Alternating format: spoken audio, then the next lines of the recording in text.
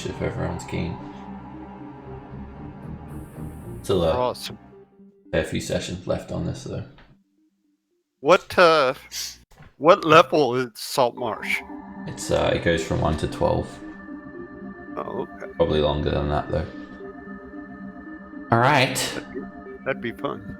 It's a heap of fun from what I've read so far. So, let's go to the astral plane. Quick recap of last session. You guys are in Tunarath, in the astral plane. Tunarath, the capital city of the Githyanki, built on the body of a dead god that's sort of fossilized and just is endlessly flying through the astral plane.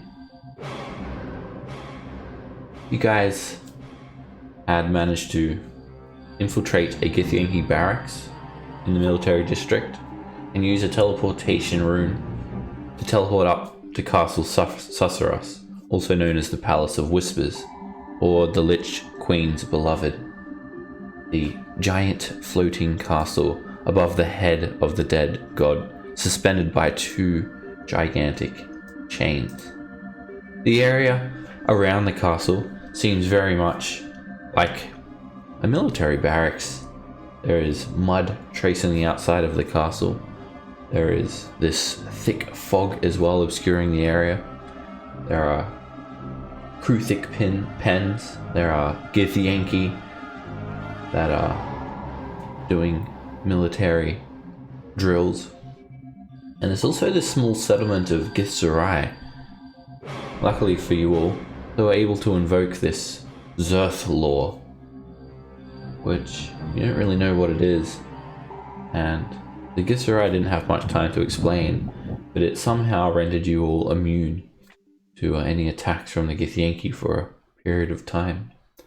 However, it was only a set period of time, and when that time was close to expiring, you guys managed to escape through this silvery fog that surrounds the castle and scale the northern wall. Upon getting onto the roof of the castle, which is 3 stories high, it's like 100 feet, it's a very, very tall castle, and you can imagine there are dozens and dozens of chambers within. You guys managed to make your way into the treasury. There was a couple of guardians in the treasury in the way of these iron cobras. You guys destroyed them and are very tired from the fighting and the mission in general. Yes.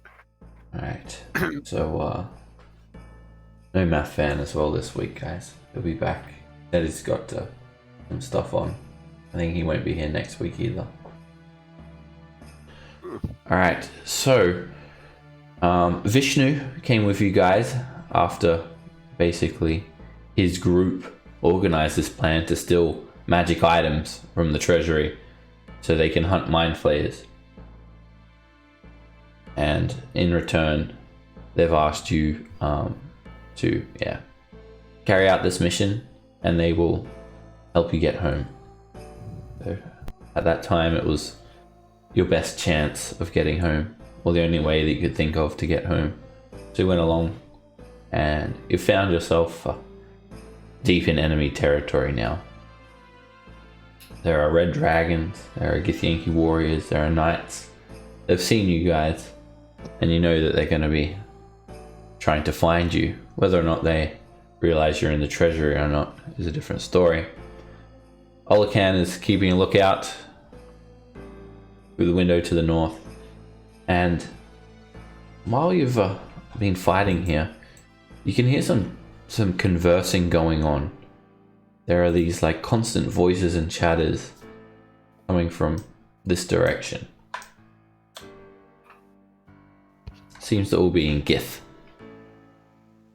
In this room, there's no massive mounds of gold or treasure or goblets, but there are 6 wooden treasure chests reinforced with silver bands, neatly arranged, 3 on the north wall and 3 on the south wall. And then against the western wall is a much larger, gilded chest with an intricate design. All of the chests appear locked. Let's start with that one. Who's a thief? The one that's not here. Let's see. Olacan, he looks around and he seems quite nervous, and he pulls out his thieves' tools and turns to all of you. I can pick the lock. And as he steps forward, a little bit of the archway of the window sort of crumbles, and he slips, and his thieves' tools, they fall out of his hands and they go over the edge of the castle, disappearing from view within seconds. Oh my god. That wasn't. Like he fell or the thieves' tools fell? The thieves' tools. Okay. He says he's going to go get them. I'll just go get them. I'll be right back. He starts grabbing a grappling hook out and scaling down the side of the castle. Don't have time. Do we even know what we're looking for?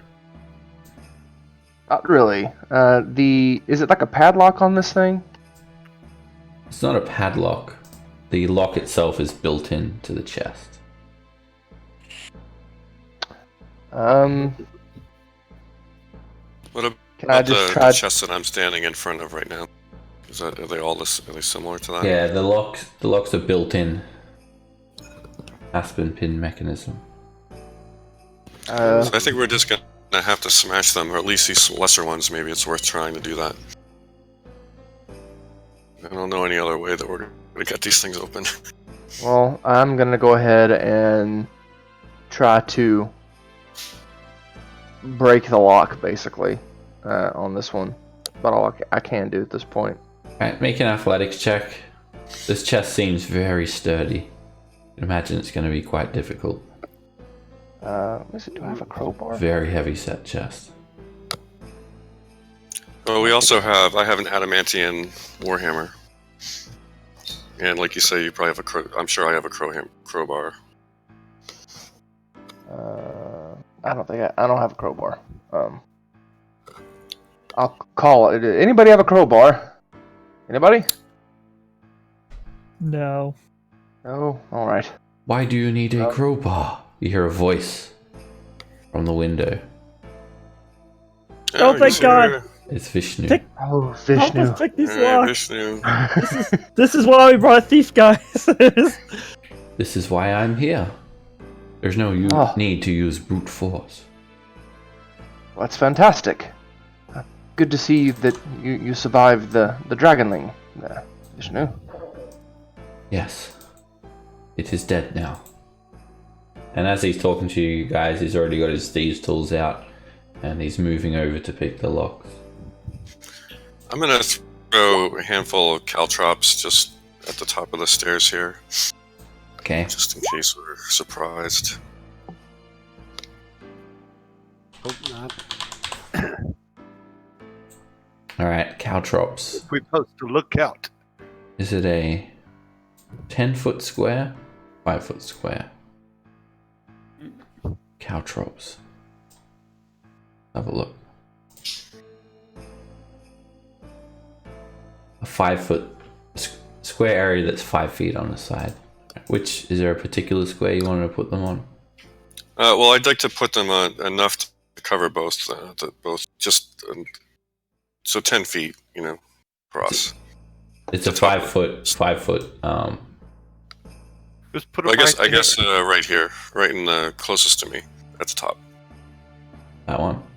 Yeah. Okay. Alright, Vishnu, he just goes over and he starts putting his thieves' tools in the locks. One by one, you hear click, click, click, click. Oh, Alright, well, let's open these things. I What could about not this one? pick this one. hi. I feel this one may be warded. It could be trapped. I shall inspect it. Quickly. Plunder the contents of the other chests. While I inspect Alright. and investigate. I'll open this. Alright, Tarkin, you open that chest, and when you look inside, you find only a single item. There's no big piles of gold or anything like that. There is a single longsword. It has a leather-wrapped handle. The pommel looks like a tooth, a brown tooth. The crossguard is kind of wicked looking. It features a dragon's head feeding up towards the blade and what looks like two little miniature scaled and jagged dragon's tails, and that all feeds up to a shining silvery colored blade. It looks magical. Into the bag of holding. Pass it around. Yeah. Sounds good. I could do that. Who's next? I'll open up the one I'm in front of. Alright, Rin, you open that chest, and again, there's no big piles of gold or gemstones, chalices, or anything like that. Just a book. A leather-bound tome. It has a picture of a human male, or perhaps a dwarf male. He has a thick, flowing beard. A gemstone studded into his forehead.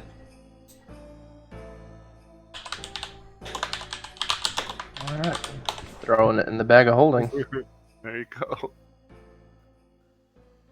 Guess I'll check this one. Alright, Jin. You open that chest, and despite the size of this chest, it's actually filled and lined with velvet. And there's just a small little holder inside for a ring, which is presented to you. The ring is gold. It's rectangular in shape where the keystone is. It features a little mirror, and there are 6 purple gemstones, orb-shaped gemstones studded into 2 of the corners, as well as this intricate golden pattern that surrounds the frame of the mirror. 2 of the purple gemstones are quite large, and then there are 2 smaller ones trailing away from the design. Oh wow. Ring. I'll check this one. Alright, Auric. You crank that one open, and there is a staff. This one resembles a shard of ice wrapped in some sort of animal hide, as if it's so cold to the touch that you don't even want to hold it without direct contact to your flesh, to the staff. Alright. Just a long icicle, That sounds jagged icicle. You can feel this arcane energy radiating off it when you pick it up. And you guys are quickly shoving everything in the bag of holding. Yes. In this chest. This one has a belt in it.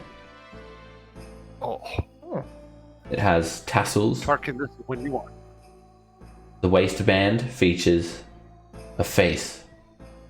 It looks like it has red glowing eyes, but in fact they're 2 red gemstones. It seems to be made of some sort of fantastic leather, and there is another hexagonal shaped red crystal set into the chest piece, and there are 2 straps that would go over your shoulders to support the belt.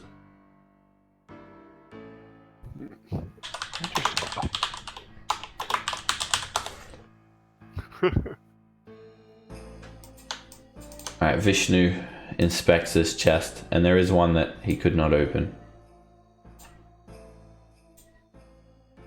It looks safe. And he tries to pick the lock.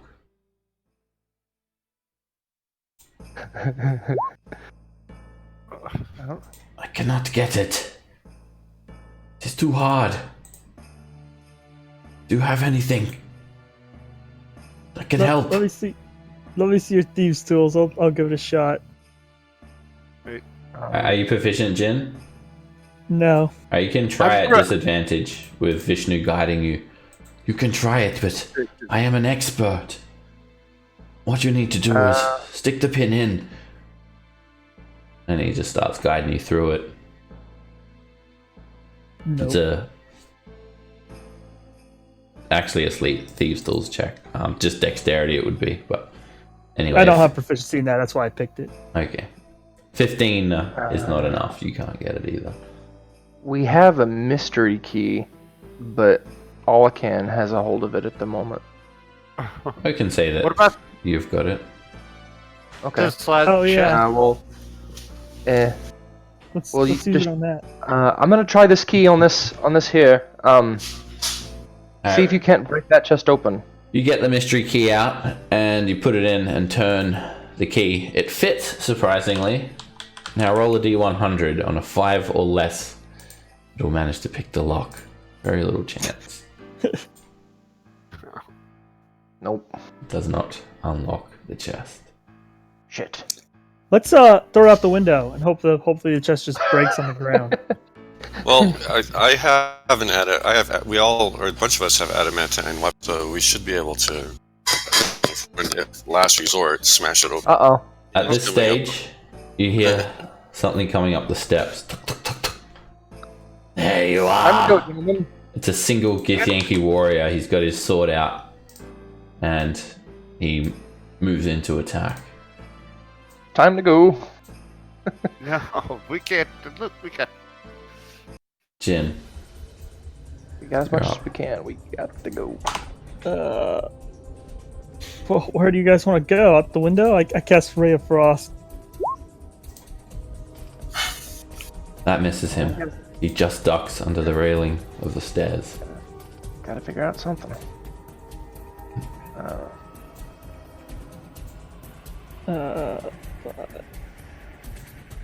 I don't know what to do. I'm just gonna hide in a corner.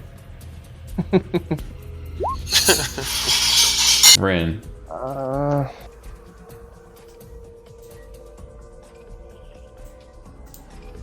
close do I have to be for that? Okay, I gotta be within 10 feet of him. We gotta get this guy done with quickly. And he's still like 5 feet down the stairs, right? Not 5 feet, a few feet. Well, no. Okay, so I'd be able to like hit him. Like if I were to step in this square, I'd be able to hit him. Yeah. Okay, but before I do that, I'll kind of point at him.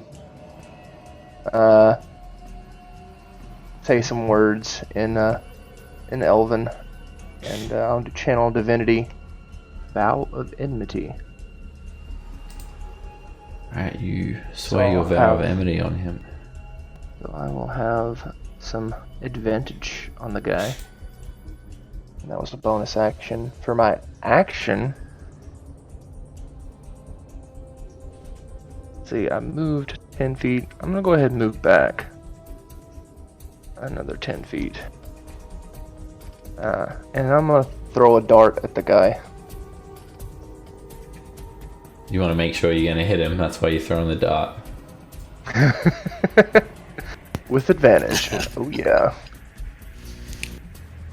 That hits. You toss the dart into him, hitting him for 5 piercing damage. It just sticks into his arm, he looks down at it, grabs it, and just rips it out and throws it to the ground. Return. He looks at the caltrops. Caltrops! Cute! And then he yells out, in Gith. Fuck. Yells down the stairs. He disappears. Reappears. Only leaving behind this thin, silvery trail of mist. And he appears right in front of you, Tarkin. And he just looks at you. Trying to get away, are we? Good night. Queen Vlakeith will be most pleased with me once I have captured you. And he attacks you, Tarkin. Kick him out the window. Takes a swing. Misses. Sparta kick him. Takes another swing. 14. Misses. You duck and duck. Avoiding both blows. We cannot Then leave I without should- this treasure. Keep trying to pick it. There must be the most powerful of items in here. Can you hold them off, Tarkin? I'm gonna do it. Good. Gonna try. I tell him I have proficiency with thieves' tools. Perhaps I can help you. I don't It's know. a bit late now. I got it. Okay, never mind. All right, You hear a Vishnu. click.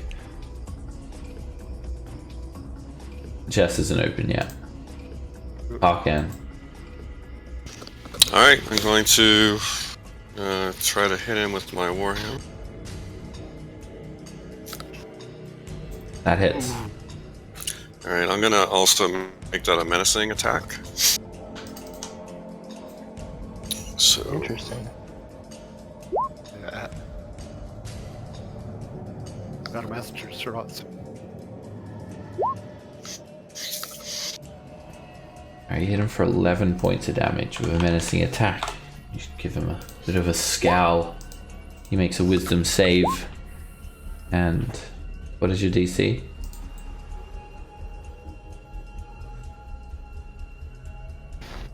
how do I find that out? It's- What's your 8 strength plus and your proficiency plus your strength mod Or deck. I think.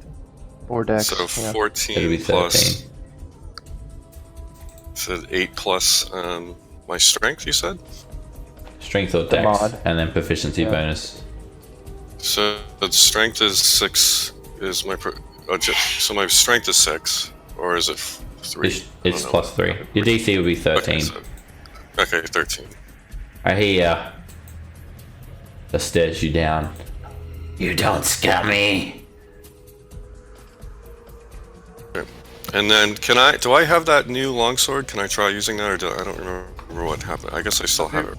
It would just be a regular longsword. Oh, okay. Yeah, I think Sure, we, I'll we use put everything in the my, bag of holding for the moment. I'll use my adamantine longsword then. That hits. For another Why 4 did that do slashing. I don't know why that did That- that such. That's what if you had a crit, it'll Oh, I see. Okay. roll twice for you. And that is gonna be my turn. He's still sort of looking relatively healthy. Hit that end of turn button if you're done. Is the chest open? Yes. Well, it's unlocked. He hasn't opened it yet. Would that be an action to open it, or? Interactive object. Okay. Well, first I want to point at this guy.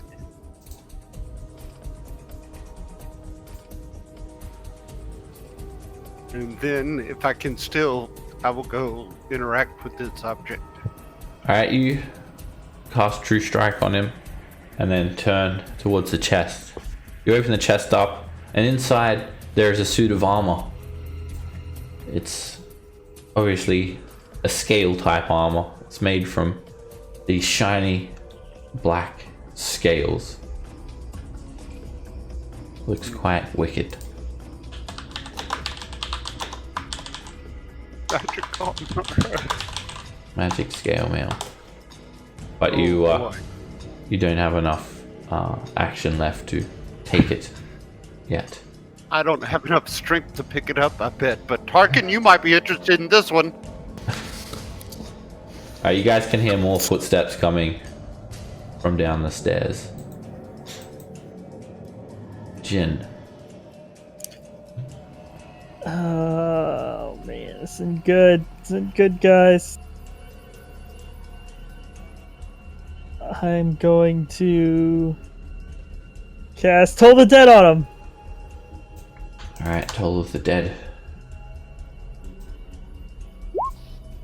He completely ignores it.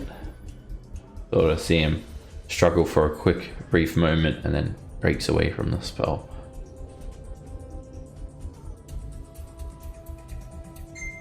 Rin.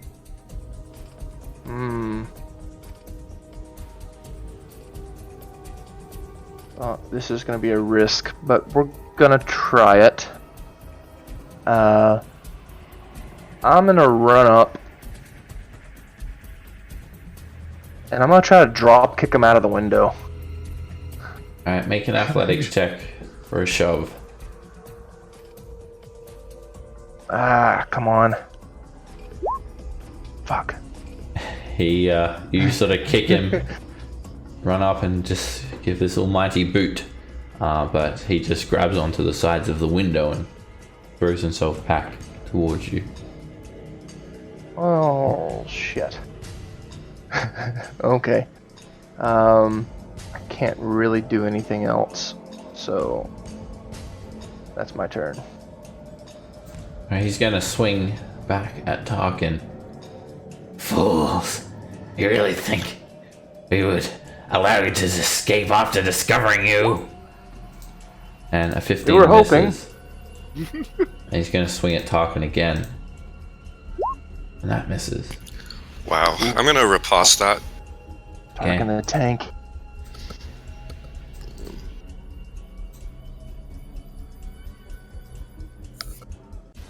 Ugh. He's able to block a 16. Brings up his greatsword and parries the attack. He ends his turn there. Vishnu scoops up the armor, Good job, Grabs it. Vishnu.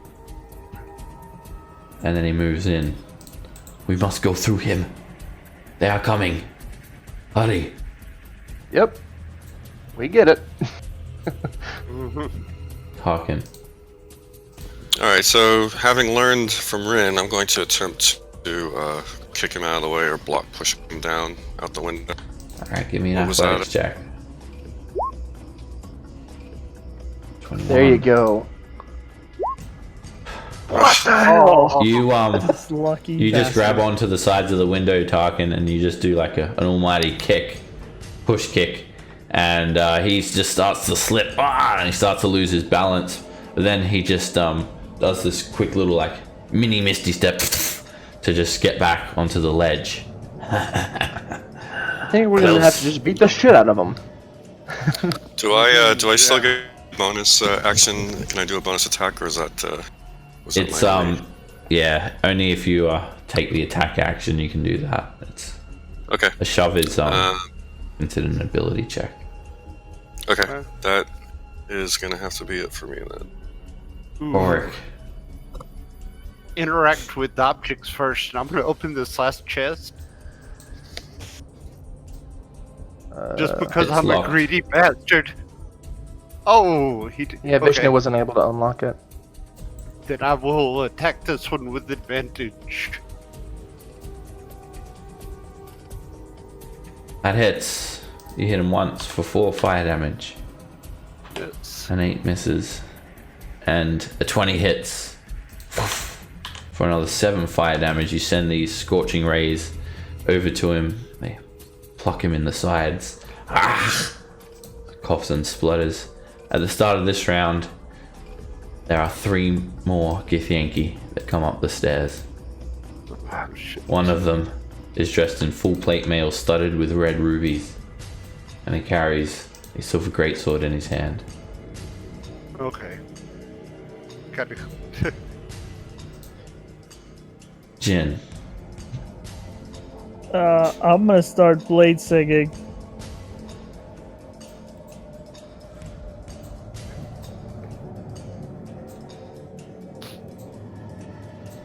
And I am going to cast Toll the Dead on this guy. Alright, Yeah, another this Toll of the Dead.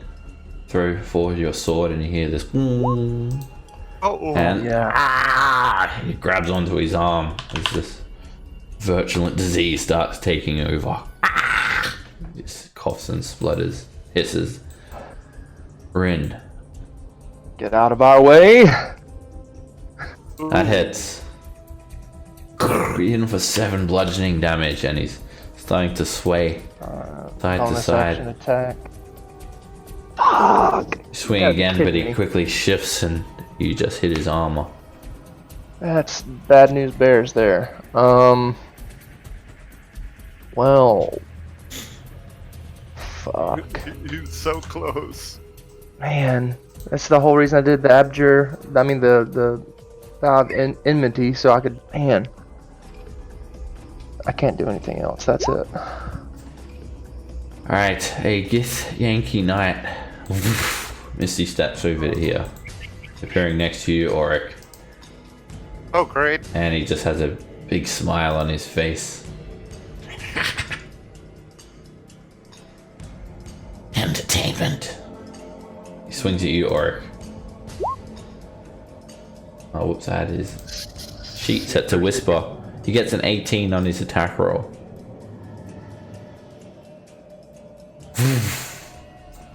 You hold up your hand and there's an explosion as the silver greatsword hits your shield and unleashes psychic energy around you. He comes in again. Ah! And this time he just goes to swing at you, and at the last second he turns to the pommel of his greatsword and just hits you straight in the chin, and you guys see Auric just collapse. Yep. Reduced to 0 hit points.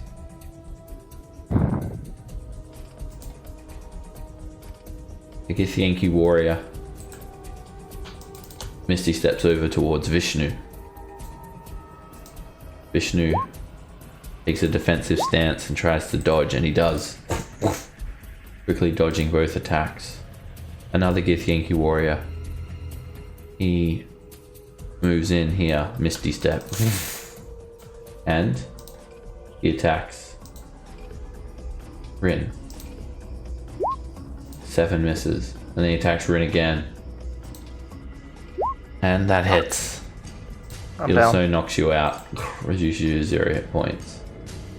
Just hits you in the back as hard as he can with the flat of his blade. The one at the window attacks Tarkin. That hits.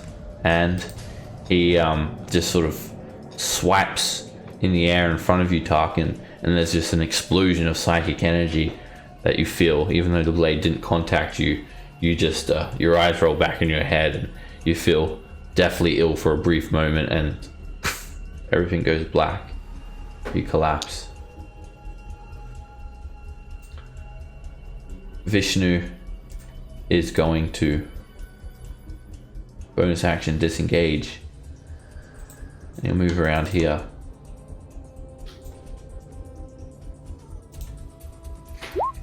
He just jams the rapier through the Githyanki warrior's neck. This has not gone to plan. And I'd respond, but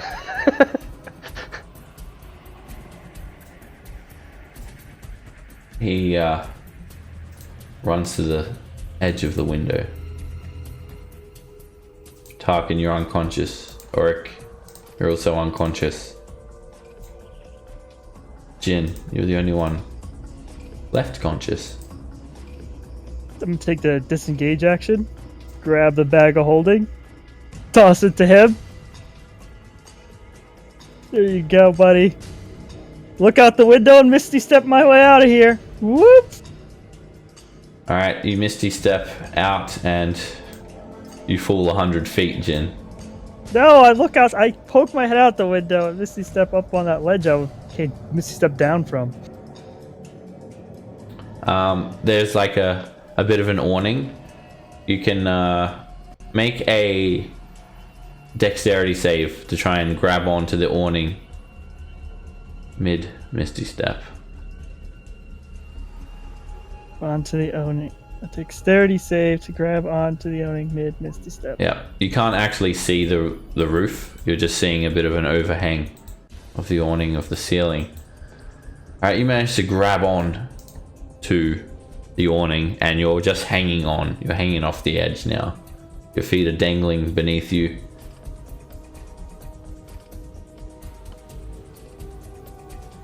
Alright, I'll pull myself up next turn. There's something else, Jin. Moving up through the mist. These two figures, they rise up very, very quickly. Start to see these smooth, rounded heads with purple flesh. Their face with 4 tentacles writhing from the front of their heads. They each wear a regal looking breastplate and a black frock.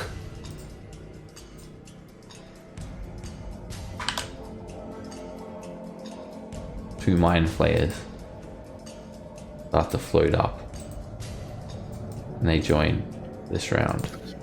I don't like those people.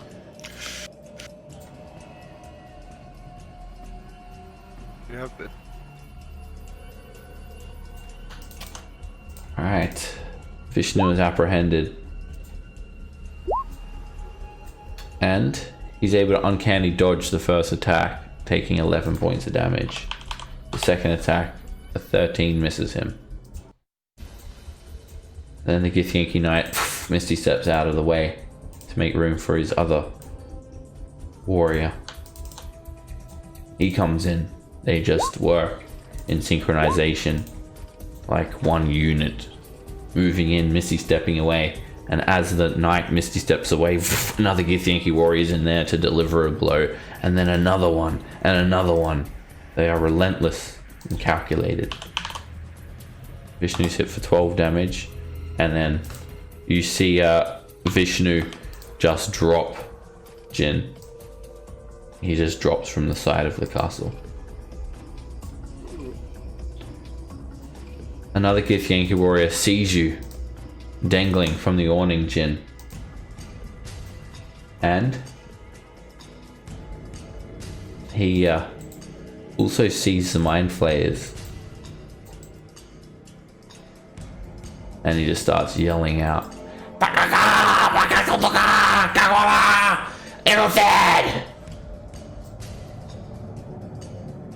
and he Misty steps into the air at the mind flayer, just without any concern for the 100-foot drop.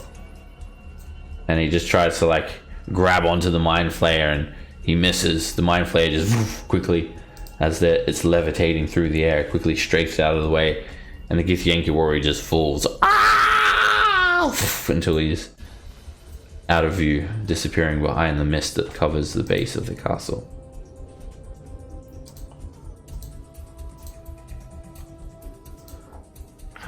The mind flayer hovers up towards you, Jin.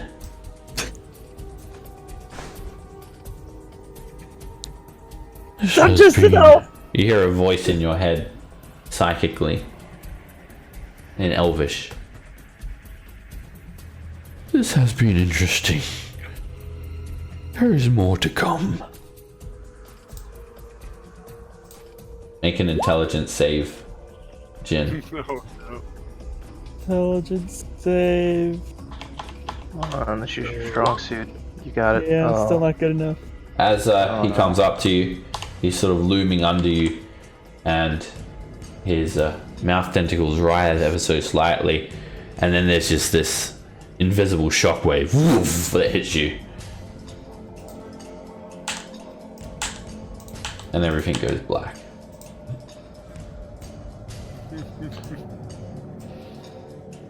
Alright, well, hope you guys enjoyed the campaign. Take care. No, just joking.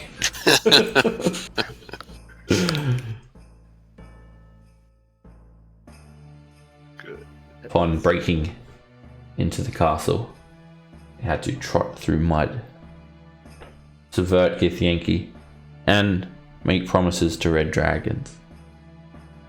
You had to fight your way through constructs, Githyanki warriors. You even had a run-in with Gisurai. You scaled the wall of the castle, you fought red dragon wormlings. We fell down the castle. You fell down Twice. the castle twice. And you got back up. Thought Vishnu was a goner, but he survived. Broke into the treasury. You fought off the guardians of the treasury. As you attempted to make your escape, you found that you never had any chance to escape. We It was were a set suicide up. mission. There was way too many Githyanki. But it's not over.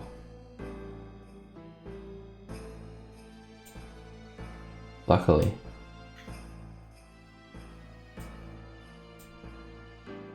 the Githyanki have captured you. Their first order of affairs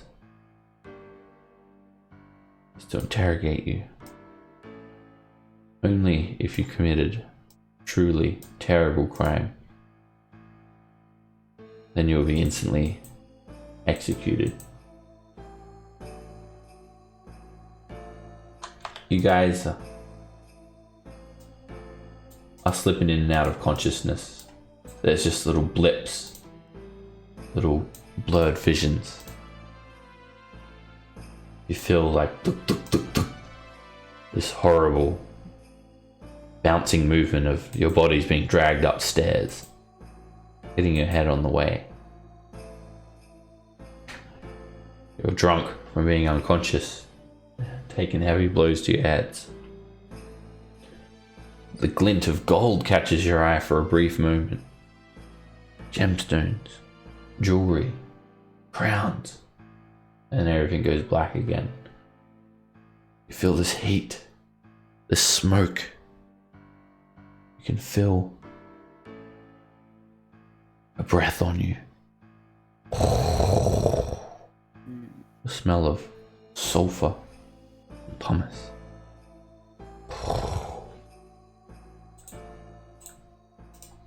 You see red.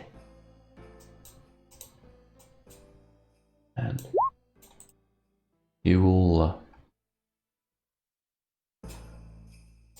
I just really flipping in and out of consciousness still, but you do get collectively this little remnants of what's happening. You find yourself in a throne room of sorts, in a circular tower. It's very dark in here, and it's a very small area. From what you can gather, you're put before a female Githyanki. She looks deathly ill. Her face has sort of sunken in on itself. Her eyes are nothing more than little pinpricks of red light. Her skin is leathery, fingernails overgrown. She rests her hand on a gigantic skull. It looks to be of a mind flayer. She's adorned with all manner of rings, necklaces, bracelets, armbands. She wears this spiked crown, has wicked, white-looking hair. She sits on a throne that looks to be made of some sort of root. It's connected up into the ceiling and has branches sticking out of it. She holds a sword in one hand, gestures her hand forward with another. Looming close to her is an almighty red dragon, a blue glowing flame. creates a little walkway up to her throne. She's heavily guarded by her advisors, 3 Githyanki, while a 4th kneels before her. And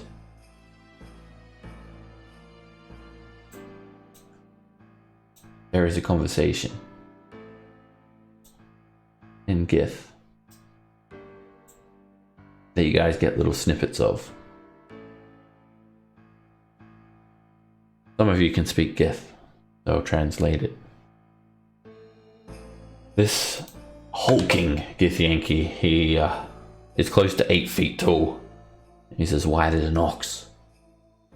You can see he's a celebrated, high-ranking military commander. He has many medals, gemstones, suggesting such, as well as his armor looks magical, as does his weapon, his jewelry.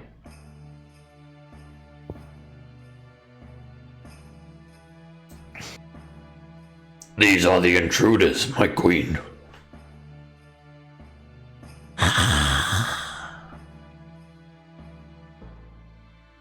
Such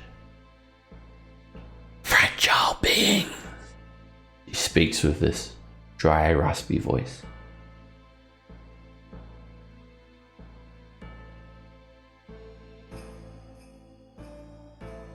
We believe they were plundering magic items. We found them in the treasury.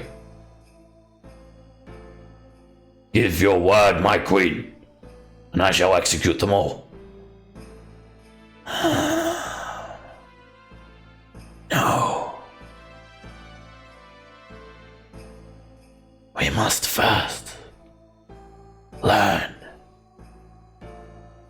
their allegiances, their loyalties, their motivation. We will find out what kind of adventurers they are. My queen, the Illithid, they were seen. Do not worry. Kill those who had witnessed the Illithid. Do not let a soul survive if they have laid their eyes on the Illithid presence. As you wish, my queen. Our alliance will soon flourish, and we will have untold power. We will awaken the gods. Of course, my queen. But there is much more monitoring to be done first. Take them to the will of Gith. As you wish, my queen. And the plundered goods?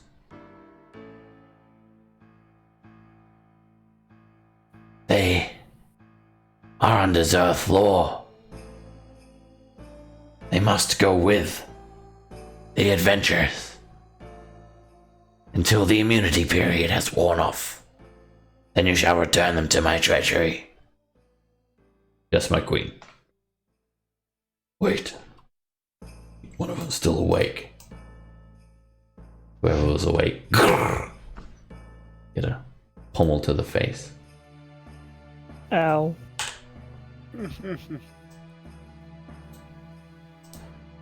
Everyone make me a constitution save.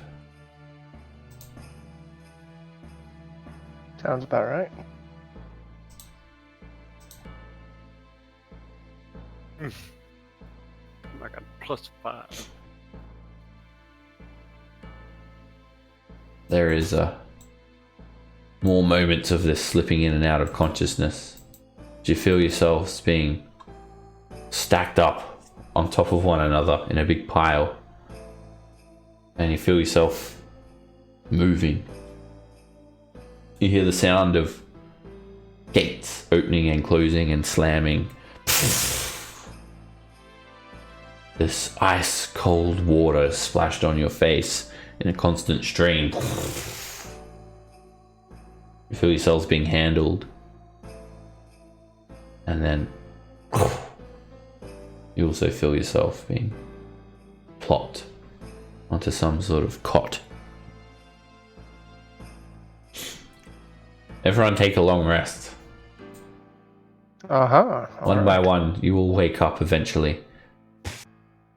At a period of time later, Rin, you have trouble standing up. You still have a big lump on your head. You have 1 level of exhaustion. Yep, I figured that's what it was. Jin, same with you. Your joints are feeling a bit sore. Your back is a bit sore. Warwick, you too. Your vision's kind of blurred. You also have 1 level of exhaustion. Tarkin, well,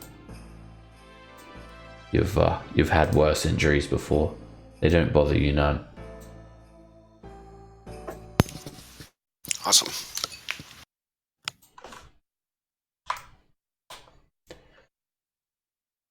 You awake to find yourselves in a cell.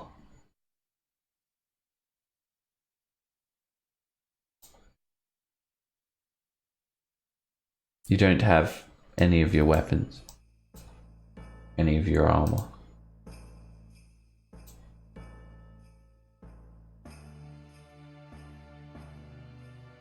You just hear this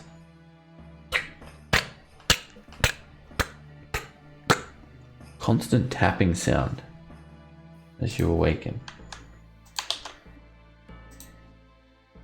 And then it just stops. As you look around, you find yourself in a room with 2 soiled looking cots, stained with blood from your injuries, or perhaps someone else's. You can see iron bars crisscrossed with a heavy looking iron door, keeping you inside a 10-foot square room. The walls are made from solid stone, as is the floor and roof. There is some lantern light dimly illuminating this small chamber in which you reside. You can sort of just see through the bars. Rin, as you look through the bars across from you, there is a figure in the other cell. And you realize it's Math Van. Auric, as you look across from your cell, you see a little halfling. Just looks quite comfortable. He's hunched over, sitting on his bed. He has a bag, and he's like rummaging through a backpack. Little halfling. Jin, you see Tarkin across from you. But what about my hat? All of your armor and weapons have been taken, and instead you have these prisoner's uniform. It's just a brown robe, basically. So no hat. Very loose fitting. No hat. Well, I checked to see if my spell book's around. They've definitely taken all the standard precautions as you would with a prisoner. They've taken all your weapons and armor away, and So all I of can't your cast possessions. anything. No, they haven't So bound your fingers though, or gagged you. But without my Is there spell any book, I light can't. source at all? Because I can't see a thing. Where you are, it's very dark, Tarkin. There is no light source. I can't memorize spells though. I mean, I can't like. You can memorize the same spells that you had prepared. Before. Yep, just going off your memory. All right.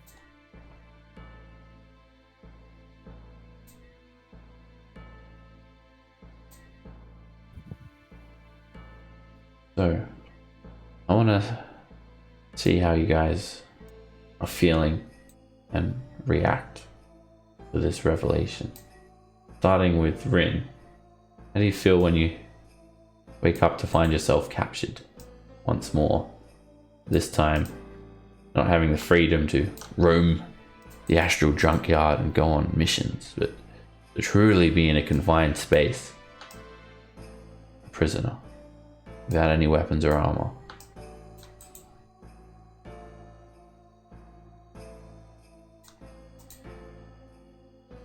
Rin? I didn't catch almost any of what you just said. Something was going on with my sound. I was just saying I'm gonna go around and get a an idea about how your character's feeling or how they are reacting to being in this confined space. Unlike when you were captured by Vendel and you truly are a prisoner here in a small space without your weapons or armor. How are you feeling, or what are you thinking? What's your character thinking, I should say?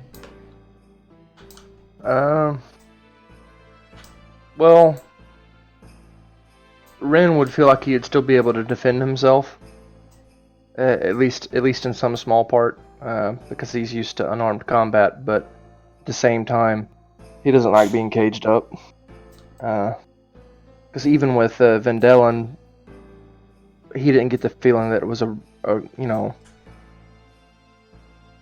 like actually imprisoning us. It was a bit different. This is on a whole new level. Plus, he can't see his brother or anything like that, so he's a little miffed. He's not claustrophobic or anything though, so I mean he's probably calmly wait and just see what happens. See if anybody comes for them. All right, he waits in patience. And Auric, how do you feel when you wake up to find yourself a prisoner? What's your character thinking or feeling? A slave once again. Chain that must be broken if I am to survive. Chain that I caught glimpses from somewhere. Mind players teaming up. Other Githyanki. This is something. I mean, would know a little bit about the Githyanki player history. Yeah. I'd say you would have learned that quite quickly upon coming to Tuneraf. That this is the something history that is truly the astral plane itself. I believe we're sent here for a reason, and a good reason, but it was a fool's errand to try to stop this from happening. Much more will have to go our way. Window. Alright, what does your character do? I'm gonna look out to the halfling, try to capture his attention. Okay. This is your sort of what your prison cell looks like, kind of.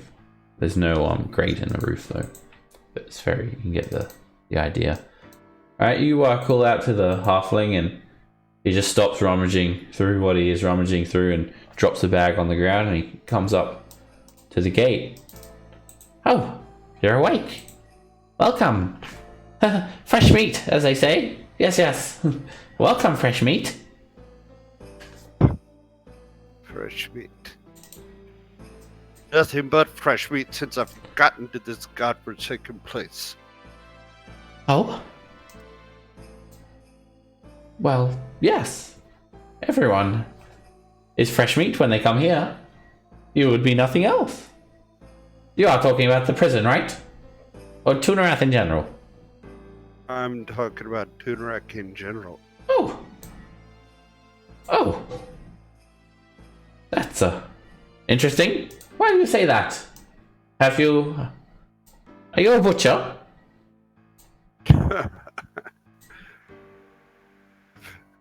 Been known to, but not here. Well, Slave. if you're looking for anything, my friend, name's Bailey Capitani. I can get you anything you want. Anything. What do you need? Some drugs? Come. Something to smoke? A bit of booze? Or some nice clothes? Or even a shiv if you want. But I'll talk to you more in the mess hall. And Deal. risk having one of these lowly guards overhear our conversation.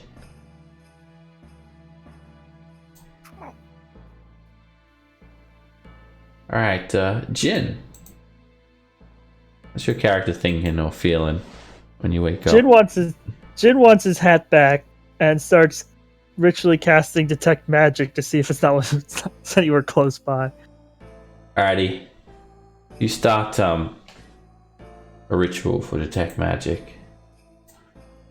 And which components does that have? Let's find out. Vocal and somatic. Alright, you just lay a bed sheet out on the ground and you start summoning the spell, and you attract the attention of a Githyanki. It looks just like a Githyanki warrior dressed in half plate, and he comes up to the bars. He's got his sword in his hand. Hey you! What are you doing in there? He like peers through these bars at you. It's a meditation of my people to relax. Make a deception check. At disadvantage. 0. You're a real funny guy. And he takes a key and he opens your cell. And then he comes in. Am I free to go now? And he looks like he's coming in to like just hurt you. Should beat the shit out of you. Yeah. Oh no, I don't want to be hurt. Please don't hurt me. Don't worry. It's only your first offense. You're coming with me. And he just grabs you. And he'll just drag you along unless you resist. As you are dragged out of the cell, Jin, you look over and you see 8 cells in this hallway. 4 on each side of the hall, and then more to the south. You catch a glimpse of a particular dwarf sitting in one of the cells to the south. And he just gives you the dirtiest look you've ever seen. Can I fight that dwarf? He sort of smiles. Shut up! If you want to fight someone, you'll fight me. Come Can I this fight way. you? Alright, as you say that, he just turns around and just... My pleasure! And he just goes to attack you.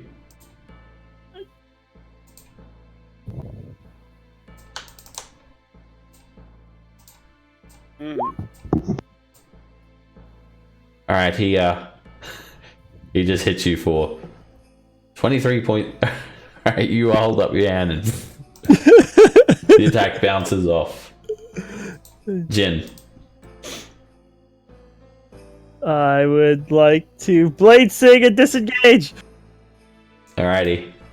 You use blade song and then quickly disengage and run away from the Githyanki warrior. You see more rows of cells and you see another familiar face. I don't recognize that one at all. And Okay. another familiar face. And you probably only catch a quick glimpse of him and don't even really register who he is. I thought I killed that guy. And as you move into this larger open area up here, Jin, you see a couple of shelves stacked up against the western wall of quite a large room. And you see two more Githyanki, or you can hear them just conversing around the corner here. Can I like try to bend the bars or do something to smash my way out of the cell, or is that Sure. too silly? I'll roll you into initiative. Alright, if you want to bend the bars, make an athletics check.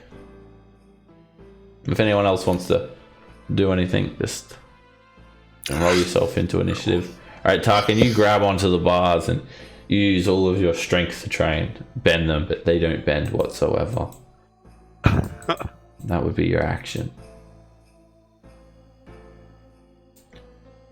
Alright, this Githyanki comes running around the corner up to you, Jin. Sport! Sport! He yells. Jin.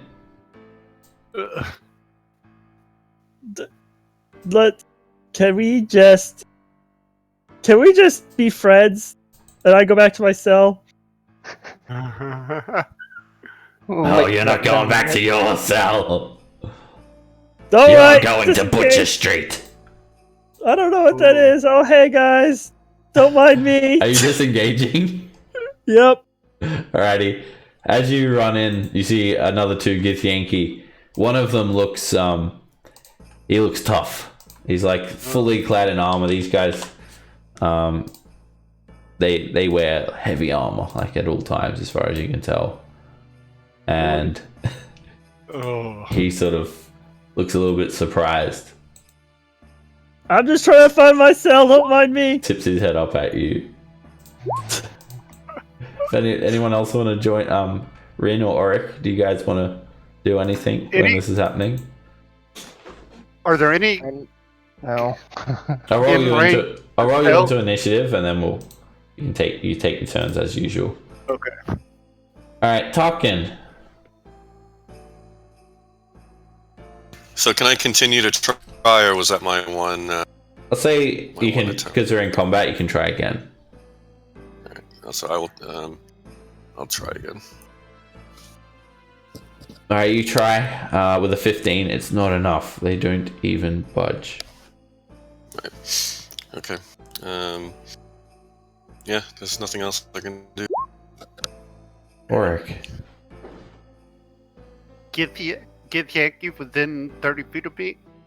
Or I would like to see if I can find, perhaps on the wall, or anywhere. Behind what? Sorry, on the wall?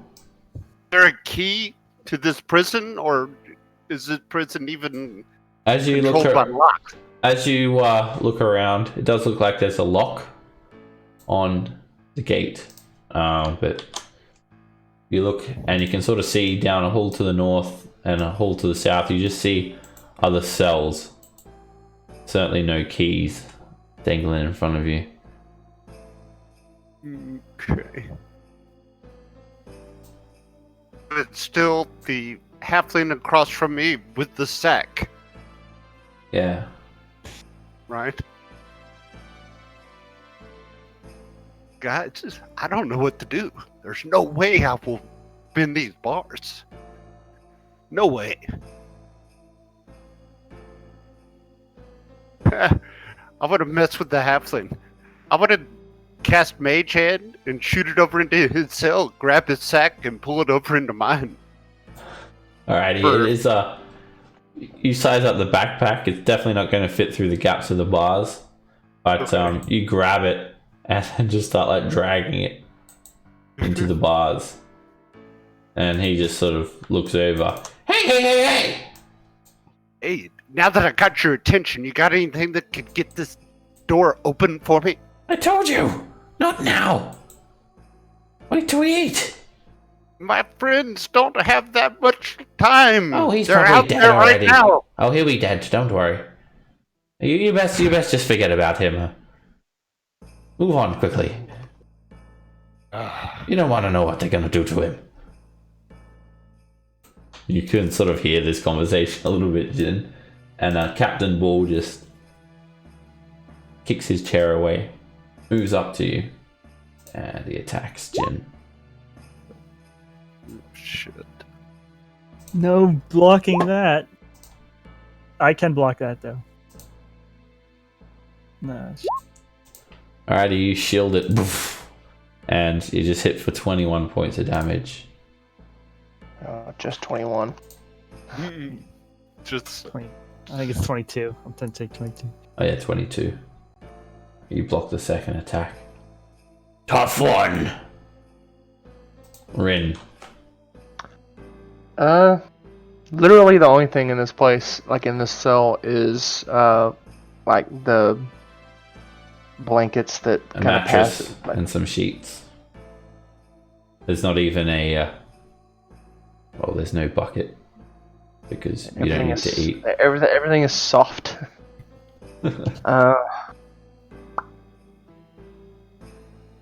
So there... Well... Get out of the way, Red! I'm coming to you!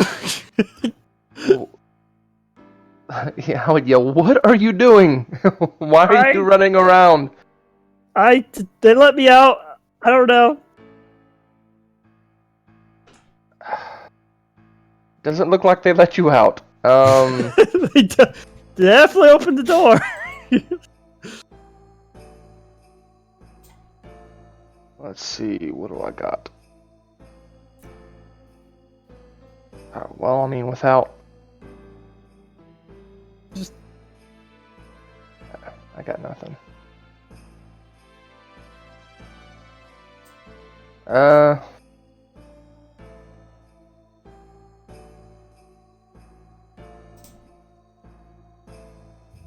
gonna hold my action, and if Jin runs by me, I wanna reach out through the bars and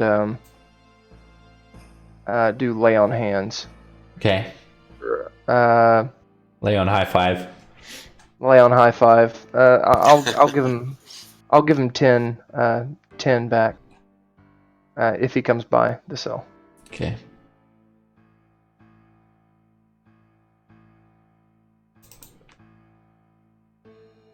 This other Githyanki, he just finds this amusing. Get him, Captain! Hey, guys! We've got another one! Come and place your bets! And he doesn't even get up off of his chair.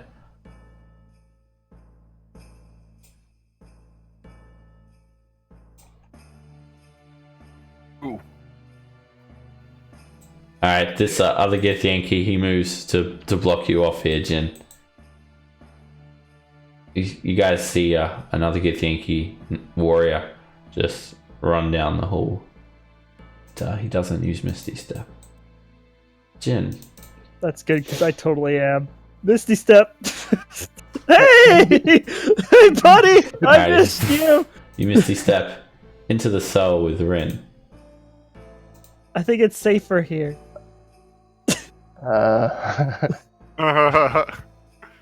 Alright. I take the dodge action. Okay. Do you heal me? Well, you didn't do the trigger. I walk by. Wow. You can still do it. Yeah, I'll give him the 10.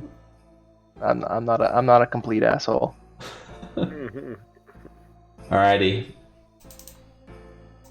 Alright, just keep on trying to break open the steel stuff. Athletics. Yeah. Alright, you pull the bars and still they're not even bending. Auric. No. I'm just... Till more people get free. If they do. Alright, Captain Bull. He moves 30 feet here. Cute. Somebody is going to get hurt for this. I just want to be locked up. I don't know why you guys are chasing me. Misty steps into the room, Oh, man. and he makes his first attack on you, Jin. Oh. That misses. He does his second attack. That misses. Then he does his third attack. And Good thing I'm dodging. 12 misses. Rin. I'm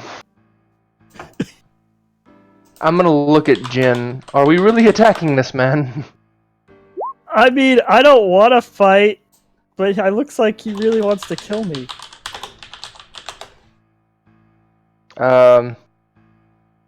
Rin doesn't see any point in trying to fight this guy, because he doesn't really think he'd prevail at all anyway, and he'd just get knocked out again. He'd rather not. I'll like put my hands up over my head, kind of back in the corner. But as an action, I will like be prepared to dodge. Like I'll dodge, but I don't want it to look like I'm. Sure. Just in case he does try to swing at me. But yeah, I'm not actually gonna fight him. Alrighty, you guys hear some like more doors opening up. Yeah, come on. How long?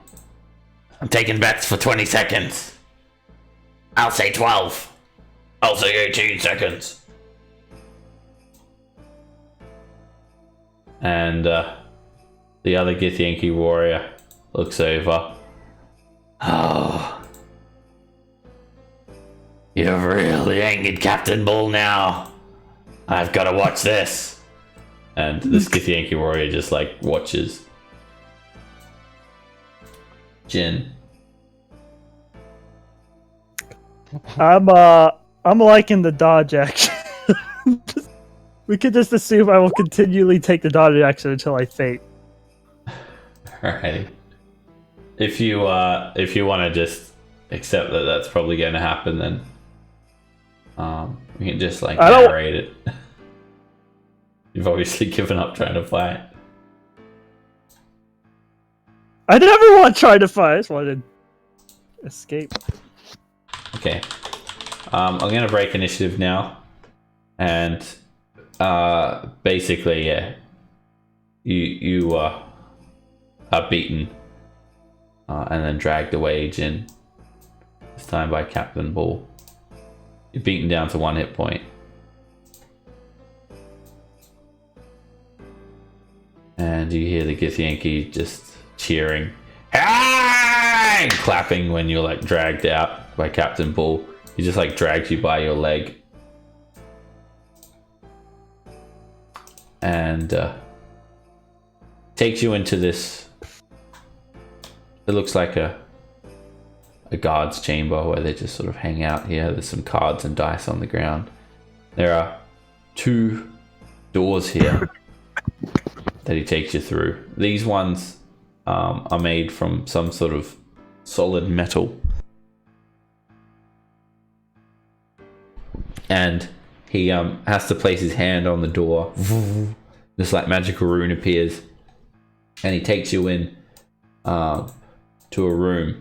And you see this humanoid figure with purplish skin and this green glow sort of around his waist. His flesh looks undead, and his head is covered by a black shroud. And he just got a big axe in his hand. And you see 3 more locked doors to the north. Now, while these ones are locked, they have these semicircular windows with bars in them, and the windows are surrounded by magical runes. This bald-headed man, his face is covered in blood, as are his hands. He comes to the cell and just sort of screams like an absolute madman as you like brung into this room. You can hear this this strange breathing coming from a grate beneath your feet. It's a 10-foot square grate that just, as you look down there, you can hear some sort of animal in there breathing, but you can't see it. And then there are 2 wooden tables here. One of them, as well as there is some other like sacks and provisions and some shelves lining the walls and some lanterns dimly illuminating this chamber. So one of these wooden tables has like all of these instruments laid out. Pickaxe, some sort of iron spike, a saw, a bag, other instruments of torture, and there are bloodstains all over the floor, and there's another wooden table here with leather straps and manacles, and you're strapped to the table. Alright, that is how Jin was feeling. But I'm not gagged, is what you're telling me.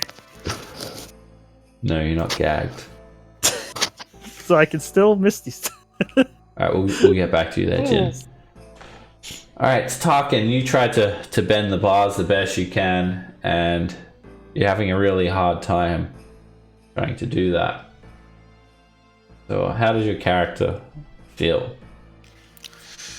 Well, Tarkan has a very dim view of Gith society, and this is not helping. And just broadly, he's just more and more determined to do whatever it is that he can to bring harm to them, even almost to the point of helping the Illithids, although just can't see any way to actually do that and still not get hurt himself. Having seen even though his instinct is he did try to help, but he failed, and then recognizing the overwhelming power that's been brought against us, he's not an idiot and isn't going to continue to smash against the cells. He did overhear the halfling conversation, I think he did anyway, and that there's some opportunity potentially to find out more, and so having been caught now, I think this is at least the second, if not the third time by the Gith. He is accustomed to it and can be patient. Alright. Just you decide to go with patience and just sort of wait to see what happens. Alright, Jin, you're strapped down to this table, and you've got this guy looming over you, and he starts like getting a bag, and there you also see as he moves to the side there's a little bucket filled full of gore, awful blood, entrails, and there is this little cauldron that's glowing red hot, and there are like metal instruments sticking out of it, and he's getting some sort of like leather bag, and he takes a bucket and he's like filling it with some sort of liquid. Yeah, I look around to see if there's anywhere I can escape to. All of the doors are closed. There are 3 doors to the north, which you presume are cells, and then there is 1 door to the south. How tough does this guy look? He looks like a 7.5-foot tall axeman that looks undead, and you don't have any way of telling how tough he is. You haven't seen what he can do. You do hear this this sort of guttural noise though, this breathing of some sort of creature. And right. this guy's Does this like look locked? it looks closed. You're not sure if it has a lock or not. I'm gonna Misty Step to it and open the door. Alright, you try to Misty Step, and it doesn't work. Well, The Axeman notices it, and he just shakes his head through the black cloth. that covers his facial features. And there is a hook above you sticking out of the roof. He's tall enough to actually sort of stand up and hook this bag to a hook. And then he takes a dagger and he punctures the bag ever so slightly. And this liquid, this foul-smelling liquid, starts slowly dripping on your head. It's just mildly annoying. And then he looks over towards the grate and he points to you and he points to the grate. And then he unleashes whatever is in the grate. He opens it up and you see this horrifying creature just sort of emerge out of the gloom. It has this disgusting looking sack on the bottom of its chin and glowing red eyes, spines lining its back. Hey, hey, hey, hey, hey. You see this sack on its chin just reverberating as it breathes, and it has all of these sharp little fangs, and it sort of just peers out towards you, and then he quickly slams the gate shut. And then you sort of just lay there powerless, Jin, like fully restrained, and this liquid dripping on your head. And it starts to get more than just annoying. And then he takes this glowing red hot instrument from the cauldron, sticks it into your leg. Well, I'm unconscious. And then he takes another instrument. What? This one looks like I'd be unconscious now, though, right? Was that one hit point? Well, hit points aren't really a measure of injury. It doesn't do any damage, but it's just it's hurting your character. But I like to think of hit points as just your ability to fight and survive rather than meat points. Because if you think about it, it doesn't really make sense to be meat points. So it's not inflicting any damage, but it's damaging your spirit and it's hurting you. And then he just continues with all of this horrible torture. Make a Constitution save. Alright, you manage to resist somewhat, and you don't gain any more levels of exhaustion. But you will need to make a Wisdom save for your spirit. And your spirit's not broken either. I just keep my mouth shut. That torture goes on for a good while. Now, eventually you're released and you're taken back to your cell. You guys see Jin returned, looking badly beaten and bruised, but not broken. You can hear the sounds of Githyanki chuckling in the distance. Now, you guys eventually are let out of your cells. Githyanki yells, "Food time!" Now, when you hear this, it seems a little bit strange. Food time. Why would you need to eat food? You're in the astral plane. And Hopefully we're not food for someone else. you're actually like taken by another Gith. You and all the other inmates. And you've taken out of your cells by this Gith. He's a Githyanki. You're taken out and you see all the other inmates as you're being taken to a different area of the cell. I'm just going to say Olacan and Mathfan, they tried to escape as well, and they're just getting tortured while this is happening.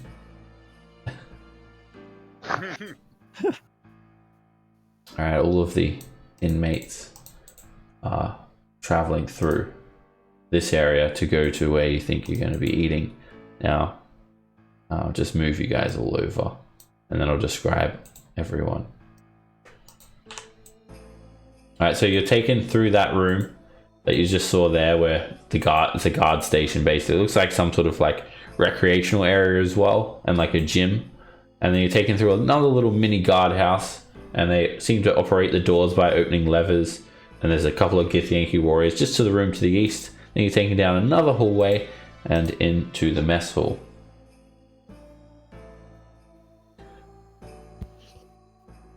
Alright, so there's a limited space in this area, and as you guys are taken in,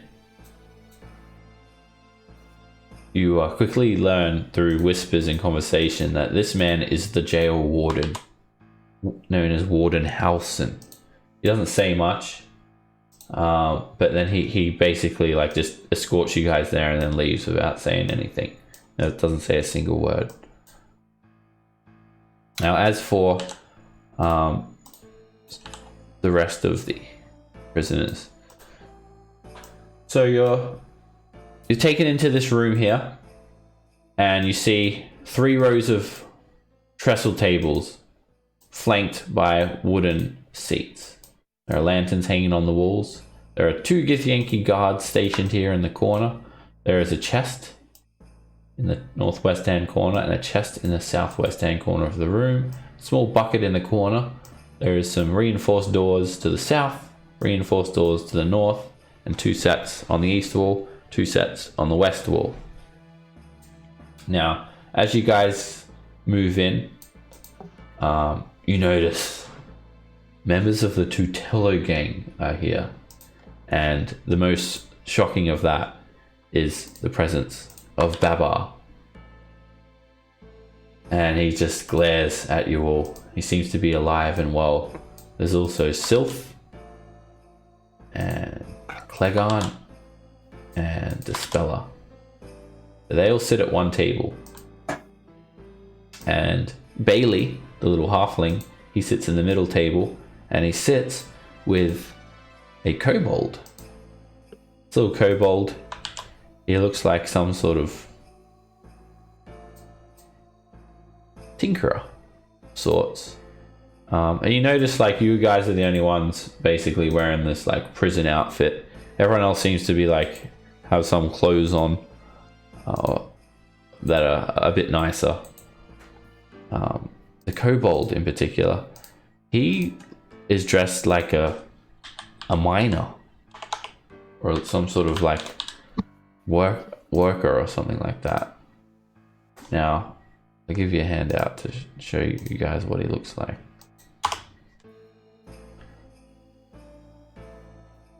Where are we? Okay. You learn just through whispers that his name is Krask.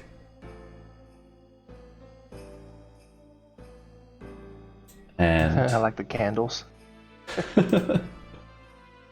and there's also a Duragar who sits down with Bailey and Krask. And then like there's just like another table here where you guys sit, and well, you can sit where you want, but I presume it's where you guys would sit. And then there's a Githzerai, an actual Githzerai in monk robes.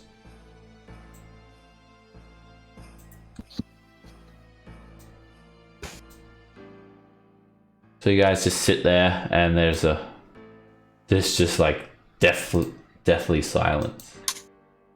No one's talking. There's no like food on the tables or anything like that. You can hear the Tutilla gang whispering.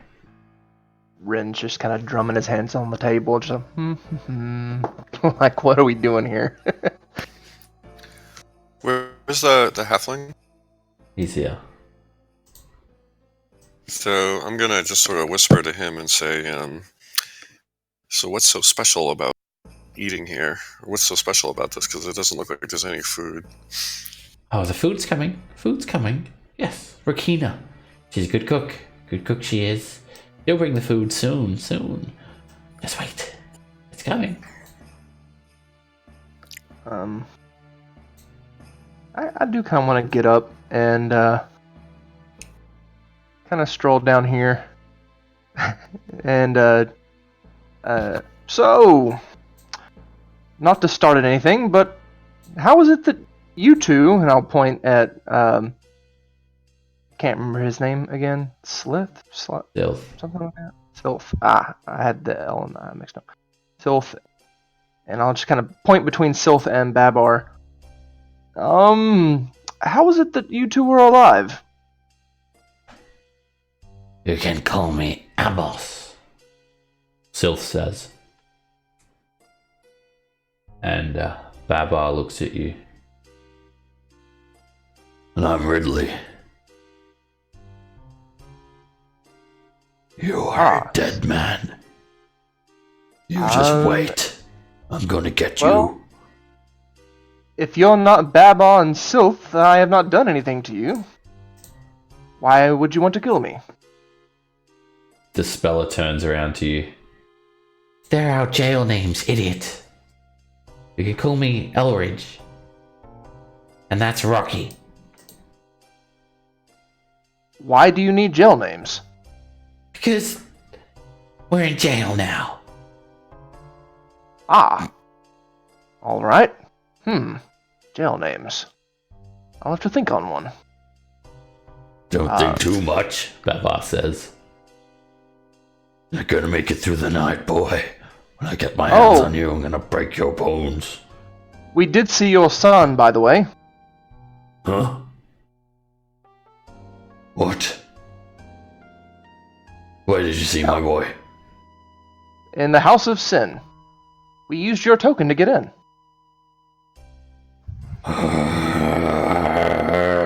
You can see him like very, very angry. Bryn, don't tell him how we killed everybody in the House of Sin. Well, we didn't kill everyone. You sure do. Well, we didn't kill everyone. Well, almost everyone. What? What do you mean you killed everyone? People survived. There were What survivors. about my Not boy? everyone. We survived. Well, we didn't kill him. But Perfect. No, he. What? He just smashes his fist on the table and just like breaks the table. Oh, I'll kill you! And he just like leaps over the table at you, and as quickly as he's done that, some Githyanki warriors, they just quickly stand up, misty step like over to grab him and just like hold him back. Let me at him! I'm gonna break his bones! I'm gonna chop his face off! I'm gonna wring his neck! Shut up! And they just like beat him up badly. And then they just like sit him back down. You sit here, or I'll cut your throat. Alright, well, nice talking to you, Ridley. And I'll go sit back down where I was. Oh, man. Guys, we need to come up with prison names, I think. I'm going with Topper. What's the jailer's name again? Warden Halson. I will go by Halson.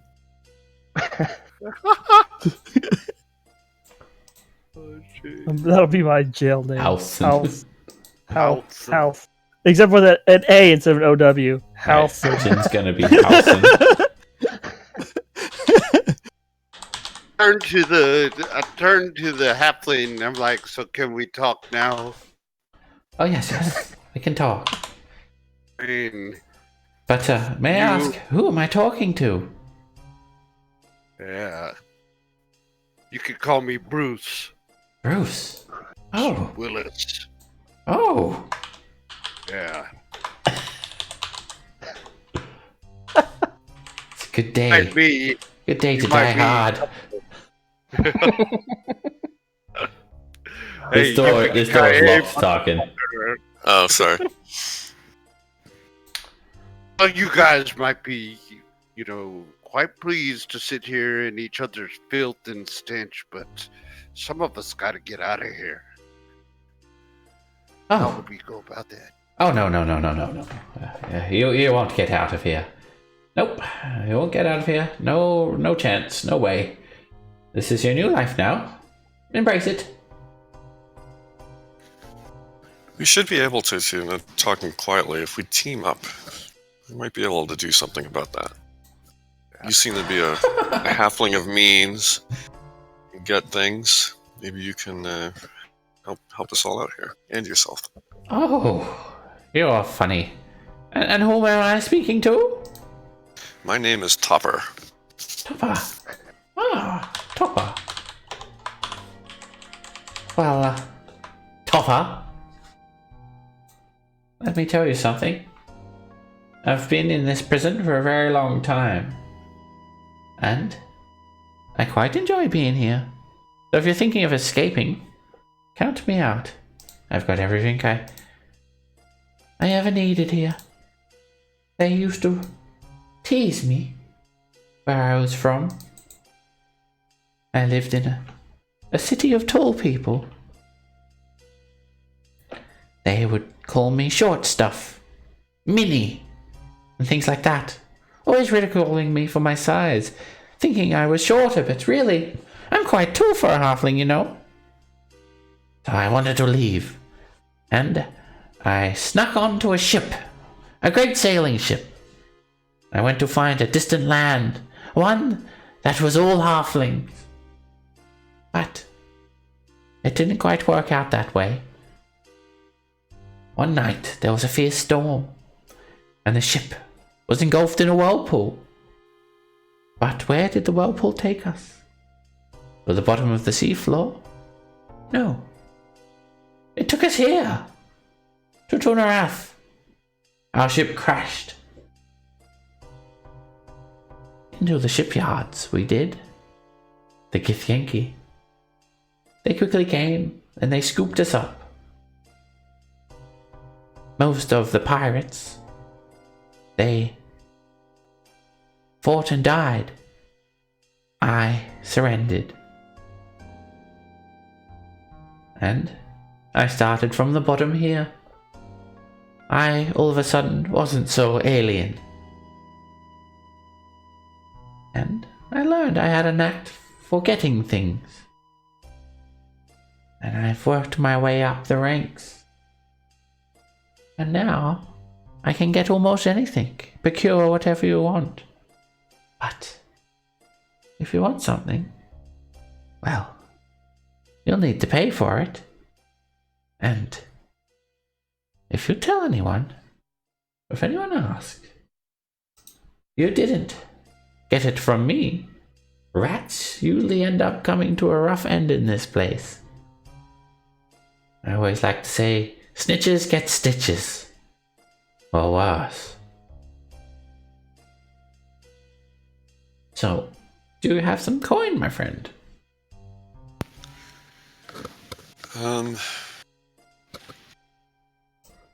As a matter of fact, I have no coin. Well, things can So be maybe we- bought with more than just coin here. Things can be bought with favors. Yeah, I was just gonna say, like, what kind of favor does someone like you need in a place like this where you seem to have all the things that you want already? Oh, Except, of course, freedom and dignity. oh, I have my freedom and I have my dignity, friend. But you can do me a favor. Is there something that you want, though? Perhaps a nice little shiv to defend yourself with? Things can get quite rough here out on the yard. Yes, I could definitely use a shiv or two, and I think possibly some of my companions here. Well, I'll tell you what. Soon, the cook, Rakina, she'll come and she'll give us some food. Now, the food, well, of course we don't need it, but I think they give it to us just to form some sort of sense of community, to stop us tearing each other's throats off. A way to gather everyone for a similar cause. But lately it's really gone down the drain. Well, to be frank, it tastes like shit. But the Githyanki, they are insistent that we eat it. And they watch us.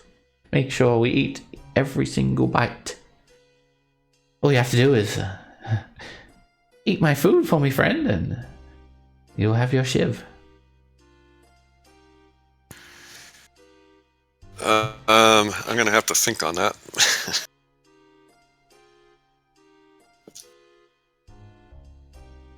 But I'll sit near you and I'll grab your plate perhaps while we're eating. So what is it about this food? Anyway, why do you think they're so determined that we eat it? Make sure that we keep up the sense of community, I guess. It's always been like that. That's not a classic Gith motivation. Oh, eventually, you'll probably be sold. Or if they get sick of you, just kill you. Or torture you. Oh, don't worry. They still have their motivations. But for now, enjoy. Welcome to the Will of Gith.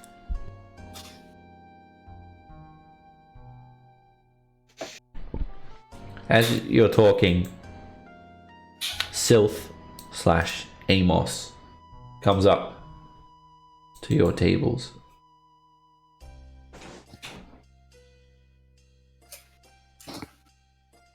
I know what you did. At the House of Sin.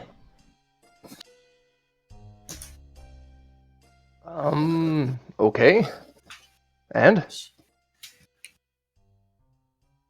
You think I'm just gonna let that slide? Well, to be honest, I thought you were dead.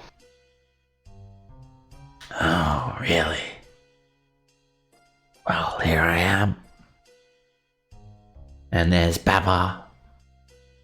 We're alive and well, are we not? I suppose.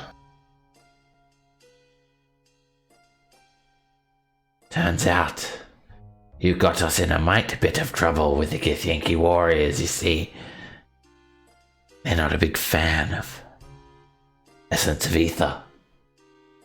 Well, Classified as illegal. Well, seems to me that you got yourselves in trouble, and we just happened to bring it to light. Oh, we would have never Not our got fault. caught if it wasn't for you. You know, I've been in this prison a few times before. Really? I've served over 100 years. Oh, yes. And you still do illegal things. That's strange. Funny, You think you try to avoid this place? I was imprisoned by the Githyanki Knights for selling them essence of ether. Quite ironic, isn't it? Quite an injustice. Well, I wouldn't be doing any time right now if it wasn't for all of you. Let's just say the first one who witnessed my drug deal, well, he's got it coming to him. One of the ones that messed up your boy there. His name's Razka. He'll be next. And then you'll be after that. Quite well connected, I'll have you know. Uh-huh. Didn't he lose miserably to us last time we fought? Well, honestly, it wasn't miserably, but... As I recall, he he was stunned. he was tripped and then he was beaten on and he was commanded to sit for like till he died. until he died. Embarrassing death there, buddy. And we cut off his hand to get his credit. That's So right. I forgot about We that part. cut off his Yeah. hand. Let me see your hand, buddy. You notice it's been covered the whole time. And then he doesn't reveal it either. Luckily, Elridge over there was kind enough to procure the funds to raise us from the dead. But I'm still burdened with the scars. And he reveals this like stump of his hand. Well, that explains it then. All right. Well, that was very nice of her for you two, I suppose. if you attack us again and you fail, though, you're losing the other hand. Oh, well, he's not gonna have a harder time now. He can only hold one sword. Shut up! Goes back to his other table. By the way, Teasing me Rin, about my hand. Rin is not trying to be an asshole or anything like that. That he's just like oblivious a little bit. Halson is totally trying to be an asshole. And using Red to do it. Does it really make sense for you to be bothered about us since you're the one that's trapped in this jail with us? Maybe we could do some kind of little truce, temporarily at least.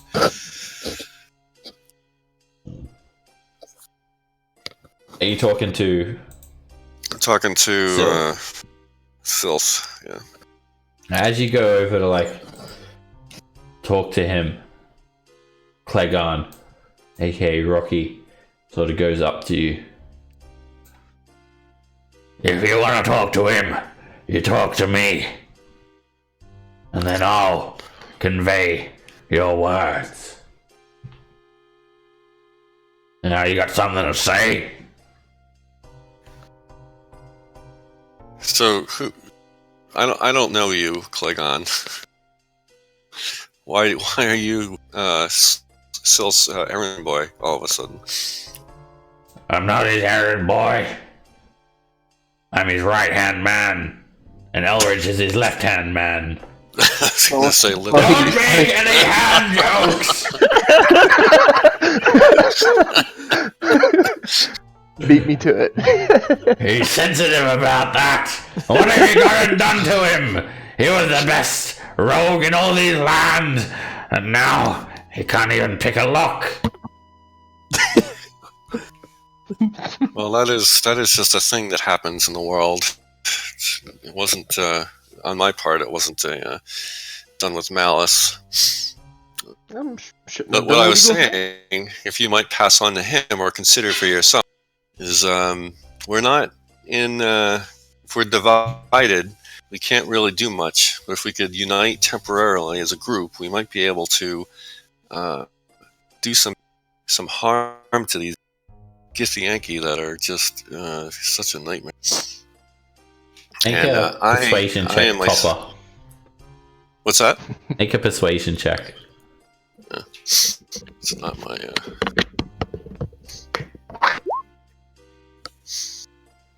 Yeah, not gonna be persuasive. You just weigh us down, you big oaf.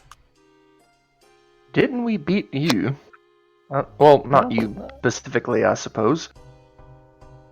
Well, we do have a lot of hands, so I know how that. Way more. Ah, damn you! I'm done talking to you! He goes and sits back down. Alright. From here on out, anybody who attacks us, we cut off their hands. Both of them. Githyanki warriors just sort of yell to you all, "Shut up!" They seem to be heavily involved in some sort of card game. And this Githzerai turns towards you, Rin. Seems to have not said a single word. He just reminds you of one of the Githzerai monks that you saw around the base of Castle Sasaras. Hello, friend. You share a monastic tradition, like me. Oh, yes. I know a little bit about that sort of thing. Do you remember me?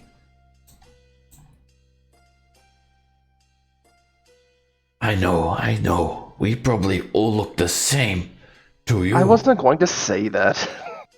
I understand. We are of different worlds. Even this world I am not from. I was one of the monks that helped you break into the castle. I was one of the ones that covered your escape when the Zerf law had expired. Thank you for that. And for that, Is there a way to I was reinvoke captured. it? It cannot be invoked again for 100 passings of a moon.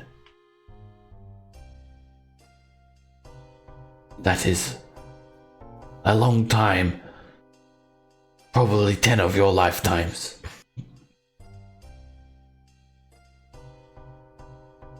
Time means nothing on Tunarath anyway. Do not confuse us with our Githyanki cousins. We are not the same. Our differences have separated us. Ironically, they have much discipline, but not as much as us. And ironically, we are native to a much more chaotic existence, a realm known as Limbo. However, once upon a time, Githzerai and Githyanki, we were the same and one. However, we had our differences. After we were freed by the Mind Flayers and liberated by the mighty Gith, we were left with a decision to make as to which path to go down. The mighty Gith suggested that we return to the astral plane. However, another leader emerged in the aftermath of the battle, a leader known as Zerthamon. Zerthamon challenged Gith's motives, claiming that her strict martial leadership and desire for vengeance amounted to little more than another form of slavery, that which we had escaped. The two became rivals, and so we were split. Those who went with Gith came to Tunarath, and those who followed Zerthamon, we fled to the plane of Limbo. But there was always that pact of honor that we share. When we had freed ourselves from the Mind Flayers. And through that respect, Zerflaw was created. For a time where we must unite to fight a greater threat among all others. Githyanki and Githzerai uniting to combat Mind Flayers. I cannot explain why the Maester invoked it to save you, but I know that he sees things. He must have saw something in all of you. I have something to tell you there, friend. Yes. And I whisper to him, I have information that if the Gith knew I had, they would kill me instantly. Do you want to know it? If I am to know it, then it will be known. Such is our destinies already painted in the sky.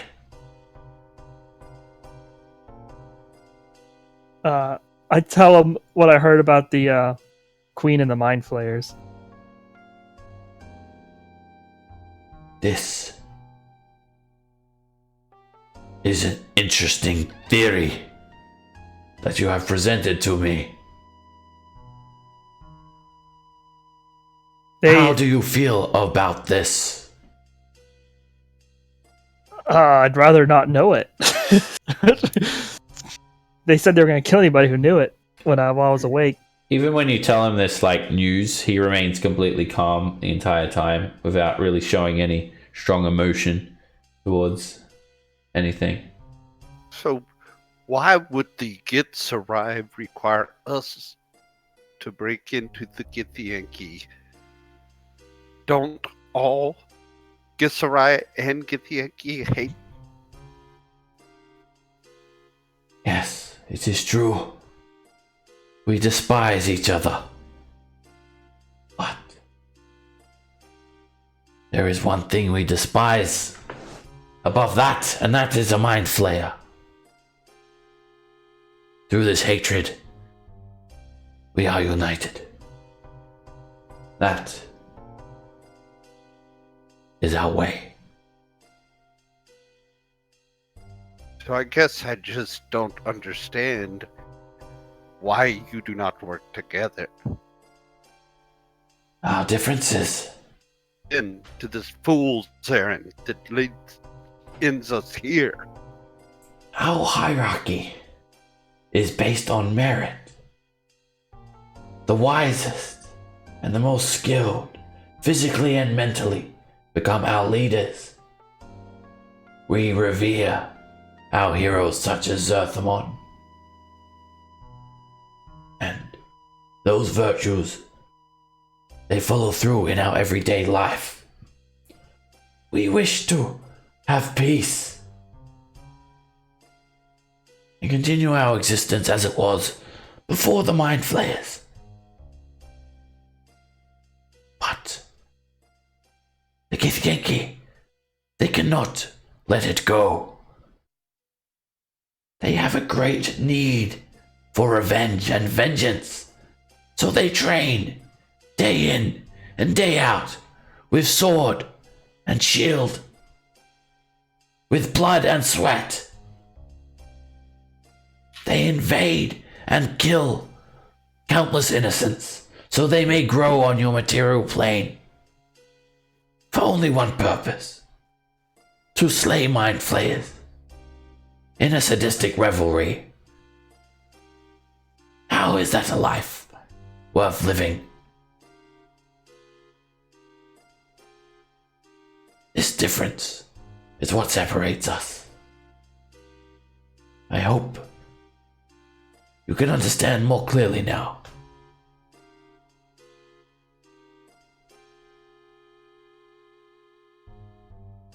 Well, I think we got it.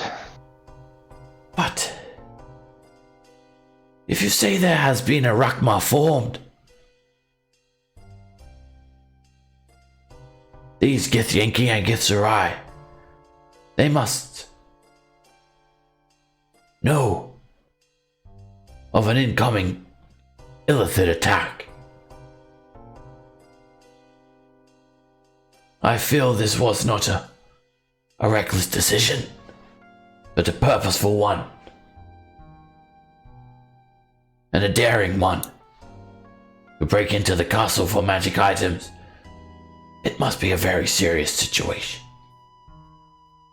And at that time, the door to the south opens, and you see a female Githyanki carrying a platter with food. And everyone just becomes silent. He stops talking. And she goes around and places the food, a plate in front of each and every person. And then just stands there. And as you stare down at your plate, we'll take a 10-minute break. See what's on the plate when we get back. Alright, Seb, this is where I'm gonna have to go. So Okay. I figured this is a good spot to do it. Rin, he tries to escape and gets badly beaten and tortured for the rest of the session. I'm joking. Oh, I never told you my prison name. Oh yeah, I was gonna ask, what is your prison name?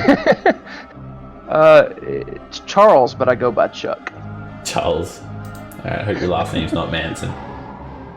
No. Okay. Alrighty, guys. I will see you back soon. And Tyler, thank you very much. Yep. Enjoy the See y'all rest next of your week. day. I'll see you then. Take care.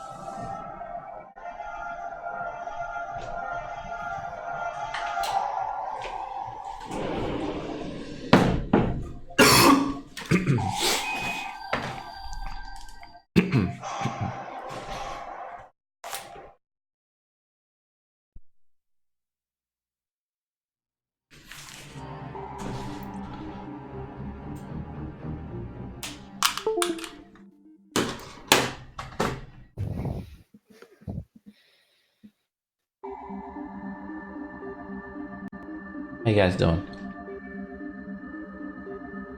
Doing good. I'm back.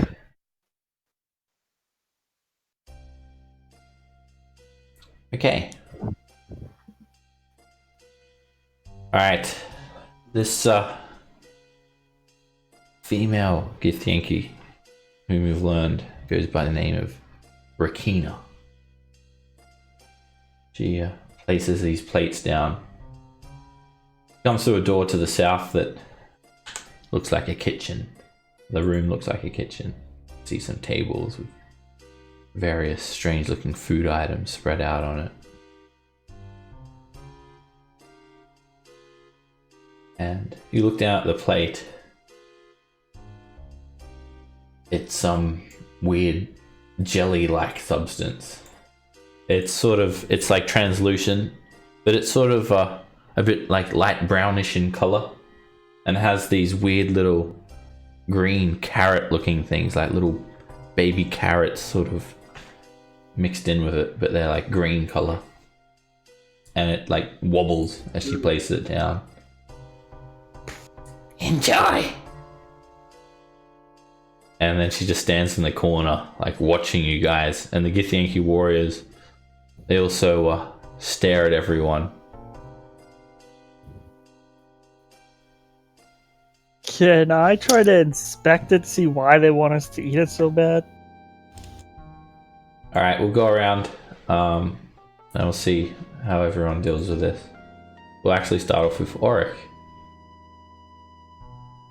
So it is this weird, it's just it's like on a ceramic dish. It's this little mound, this jelly. Hey, Wobbly could I get jelly. some salt from the kitchen? Oh, don't worry. It's seasoned to perfection. You'll enjoy it. Don't worry. It won't harm you. It's perfectly safe to eat. Efficiency is key in this institution, and I use only efficient ingredients. It has been sanctioned by the chaplain. Chaplain Agnar has requested I make this special dish. Try it. And who? I've not heard of this chaplain before. Where do you find him? She is in her chambers. She is not of your concern.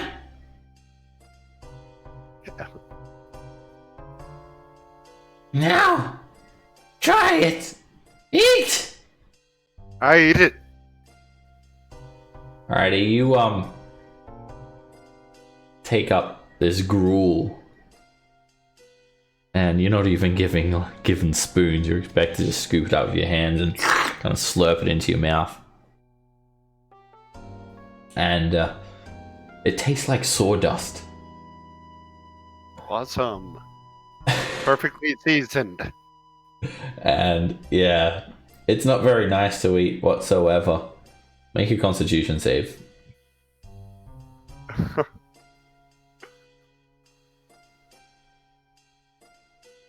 Oh, nice. Yeah, you just down it, Bruce, and apart from the horrid taste, it doesn't give you any bad effect. Oh, nice. Well, what do you think? It's delicious. Send my compliments. Oh, I'm the one who prepared it. Oh, Thank you for your compliments. And at this stage, you've just realized you're able to like understand everyone here. You look around you, you see all sorts of different races that would speak different languages, but somehow every word that comes out of everyone's mouth is perfectly understandable to you. Alright, Is Jin. that to all of us or just him? That Everyone.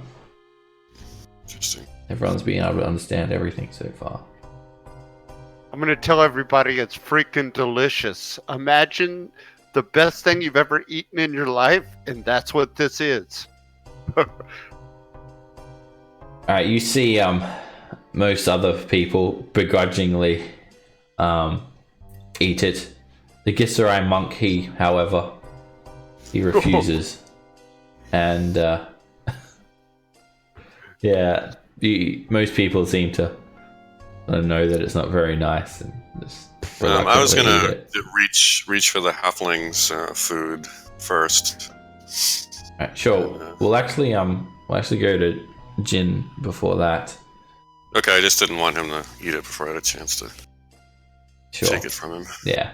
He's already started like giving you a look, Topper. Alright, Halson. So Halson, what do you do? I like to inspect it to see why they want us to eat this stuff. Try to figure out its secrets. Okay. Do you have any proficiency in any sort of kit? Kits. That'd be a negative. Alright, make a wisdom check. Great wisdom. I mean, it looks like it's got little speckles in it. Could be sawdust. But yeah. You can't tell if it's like bad to eat or good to eat or anything more about it. I'm telling you, it's freaking delicious. Can I take? It's a goo. Yeah. Can I? I would like to just take the bowl and shove my face in it and eat at the same time, whereas most of it just goes all over me. But like I really want to eat it. Like yum yum yum, like Alright. As you like just sort of face plant the bowl and it splatters out everywhere, one of the Genki warriors comes up and like grabs like the back of your hair and like takes your head out of the bowl in a very aggressive manner. Yeah, let me help you. And he scoops up a handful of the ooze that fell on the floor and he just starts like shoving it in your face.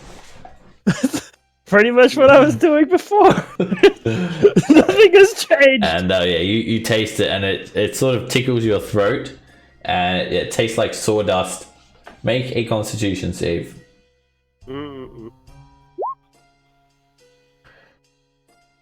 Alright, you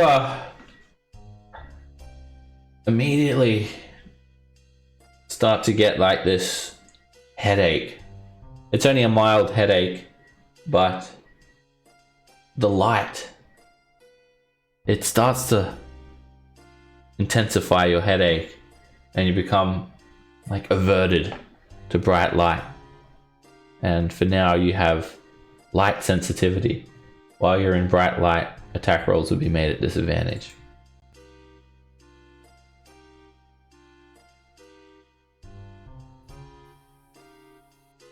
And you see other people coughing and spluttering. This before your turn there, Topper. The Gisserai monk, he refuses to eat it. I will not put this into my body. My body is a temple. Well, let's just take you to the Howler, and then we'll just see what your body's made of exactly. And they grab him and take him out, and he just complies and goes with them. This is my fate. If I die now, then it was meant to be. They take him away. And let that be a lesson to any one of you who refuses to eat. Queen Varkeith has gifted you this food. The chaplain has gifted you this food. Rakina has cooked you this food, and you will eat it, and you will get along like one big happy family. Alright, Bailey looks at you, Topper, and gives you this nod. And then he sees you like going to go for his food. And then he sort of just clicks his fingers and then there's these little like fireworks that sparkle like in the corner of the room, and the Githyanki sort of go to inspect it. They like turn their heads. Huh? He does some sort of prestidigitation, and now's your chance to try and get the food. Bailey sleight of hands it to make it look like, you know, to do a quick sort of swap. I presume, sorry, before that, you'll actually need to eat your own food to swap with an empty plate for him. Okay, so I will do that. Alright, you slurp up this disgusting goop, and it burns your throat. Make a constitution save. Oh. Alright, you actually, you manage to, like, keep it down, and it doesn't really bother you. And then Bailey takes care of the sleight of hand, and he quickly switches the plates without anyone noticing, even with Rakina looking down at all of you. And then the Githyanki warriors start like just grabbing people. Alright, who did that? And he goes for like people that look like obvious spellcasters like Bruce Willis and Halson. And they start like patting you guys down. And now you've got Rakina like looking at you, Topper. Why have you not eaten yet? This one! He still has a full plate! He points you out. Other people are coughing and spluttering. You can see the 4 members of the Tutello gang trying to keep it down as well, and they're like choking, like grabbing their heads. Alright, well, I'll just scoop it up and just try to get it over with. Alright, it's very difficult for you to like eat more of this, but you get it down. Make another constitution save, this time at disadvantage. Oh, doesn't matter. Alright, you just slap it all down and you almost gag a little bit, but you're good. And you keep it down. I just push the plate out in front of me and just lean back and big a burp as I can manage. Excellent. Excellent. This has been good. I'll see you all tomorrow. And Rakina goes back into her kitchen. Githyanki go over and they don't obviously find anything on Halson or Bruce Willis. And they start patting everyone else down. Good. Now, to the yard. Time for your exercise. Oh, yeah. And you guys are led through this doorway. And you guys can just move. Everyone's just starting to pile out into the yard in quotation marks.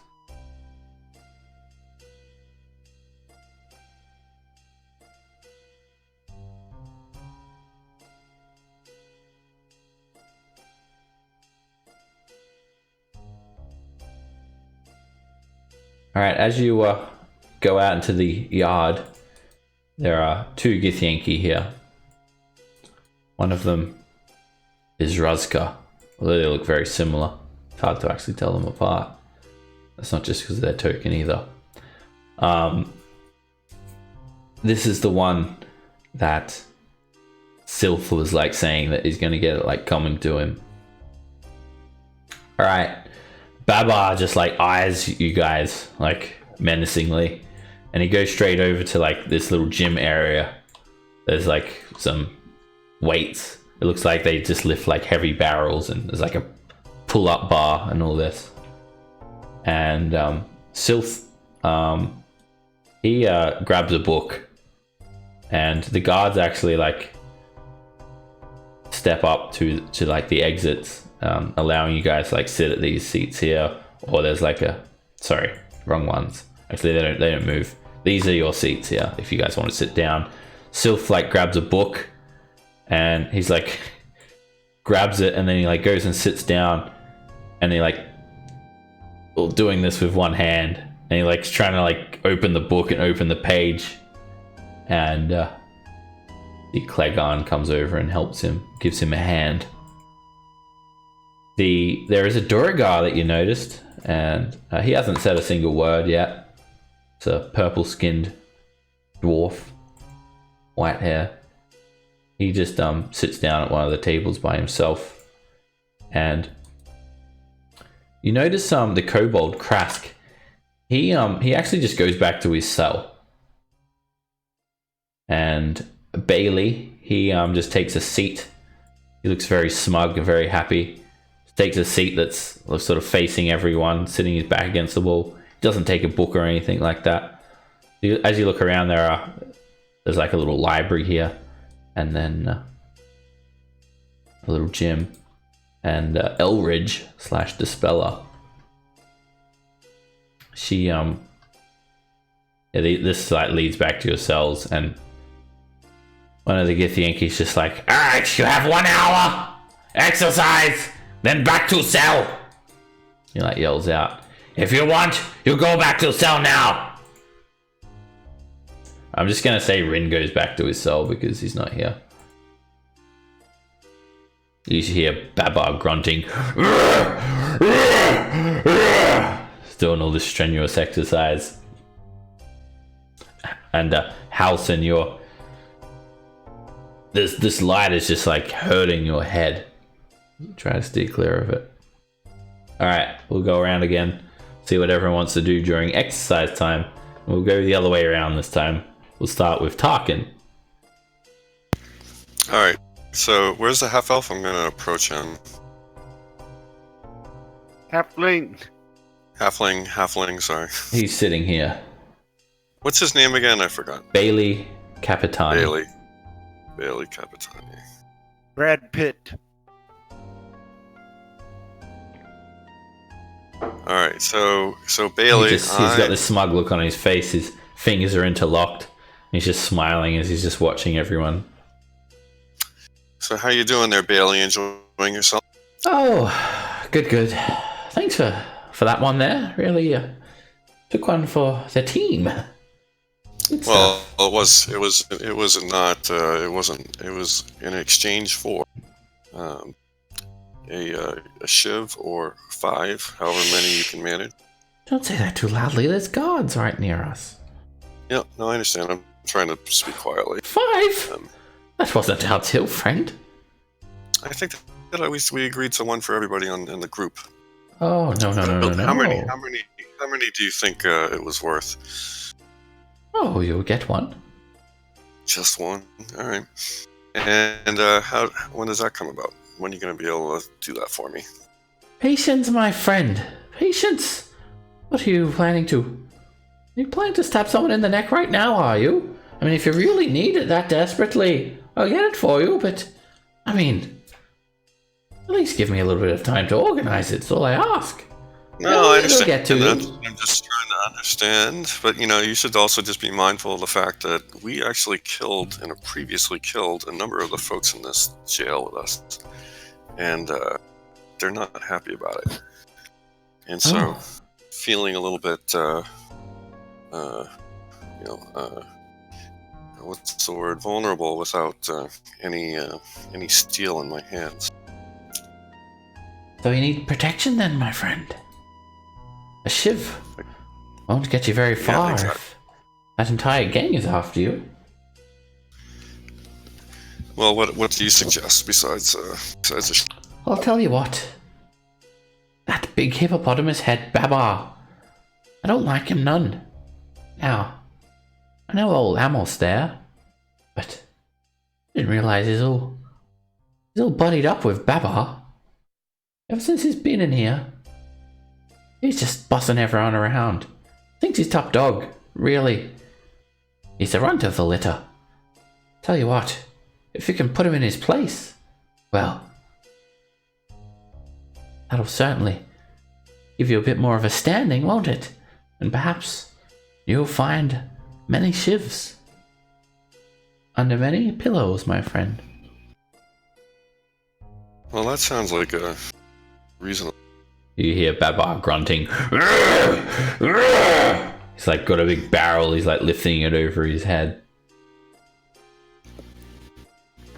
So Amos, he said. Who's is that Babar? Is that Babar's name? Oh, no, he goes by the name of Ridley. Ridley. That's right.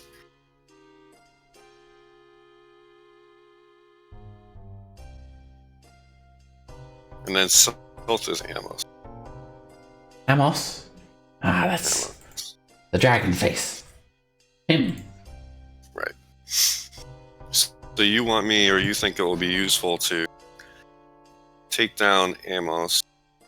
That's what you're specifically asking for, is that right? Am I hearing Take you him right? down? What do you think I am? Some sort of murderer? No, I just said stand up to him, put him in his place. That's what I mean. Take him down as in take him down a notch from his Oh, yes. ladder. Of course. You see, Okay. we work on a certain system of respect here, and he's breaching that system. Yeah, well, he does have Babar behind him, which is I can understand why he would walk in. Plus, well, I'll leave it unsaid the rest. Alrighty then. Well, I think with that, I'm going to just share that information with Oric and Jin. Where they are. Alright. Jin. As Yes, Topper's mate. having that conversation. I cast Mage Hand this corner where I don't see anybody.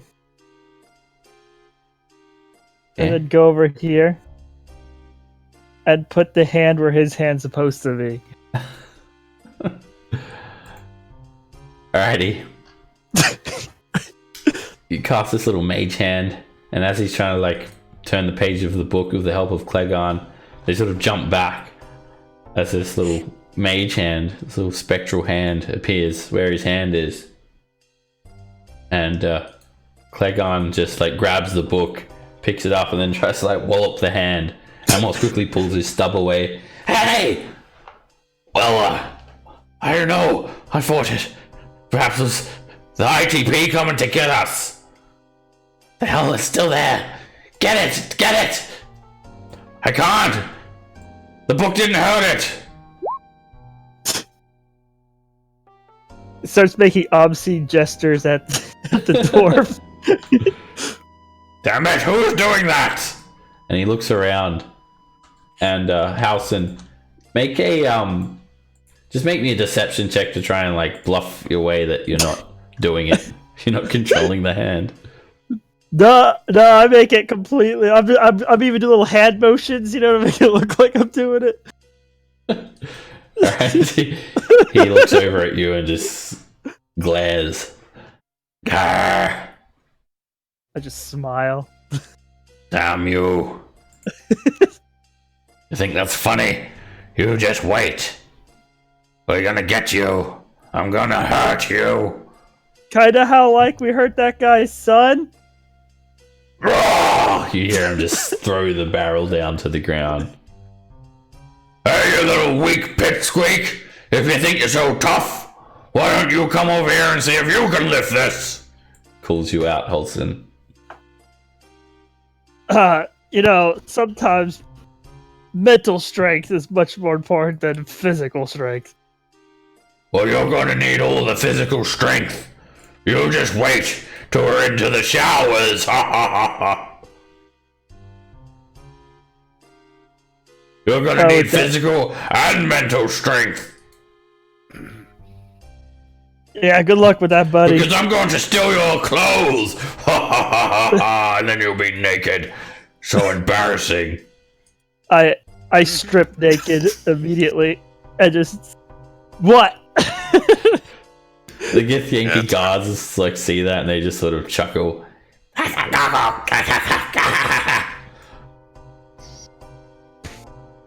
And Babar just roars. And he jumps back onto this crossbar and starts doing pull-ups again. I lay down on my clothes, sunbathing, naked. Wow. Alrighty. And Auric. Let's see. Who have we not talked to here? It's this guy they want made a It's embarrassed. Babar. It's Babar that they want to. That Bailey was saying is like bossing everyone around, thinking he's like the boss here. There is a Duragar as well that hasn't said a single word. He just quietly ate his food, and then he hasn't said a word.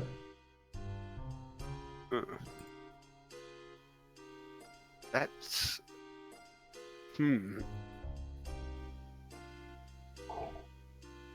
It's probably important. Bar or here. Let's say, what really happened to your son? Who was to blame?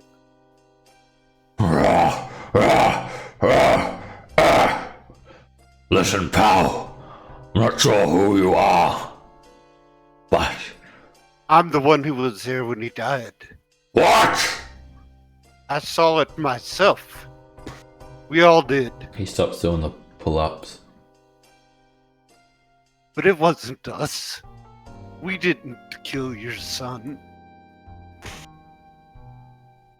If your buddies here never killed me, my son wouldn't have been so intoxicated. He wouldn't have let his guard down. He was drowning in sorrows because of what they did to me. Yeah. To blame for all this, not us. Right. Don't you worry. What goes around comes around. And it's gonna come around to your buddies there. Well,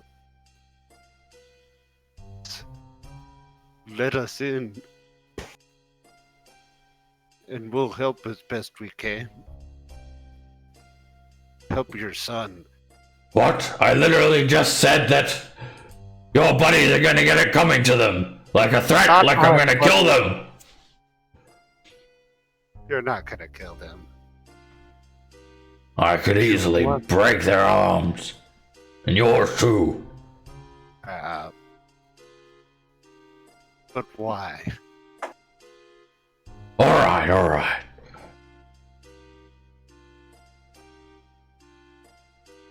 I guess Why do you want enough of this aminosity. No hard feelings.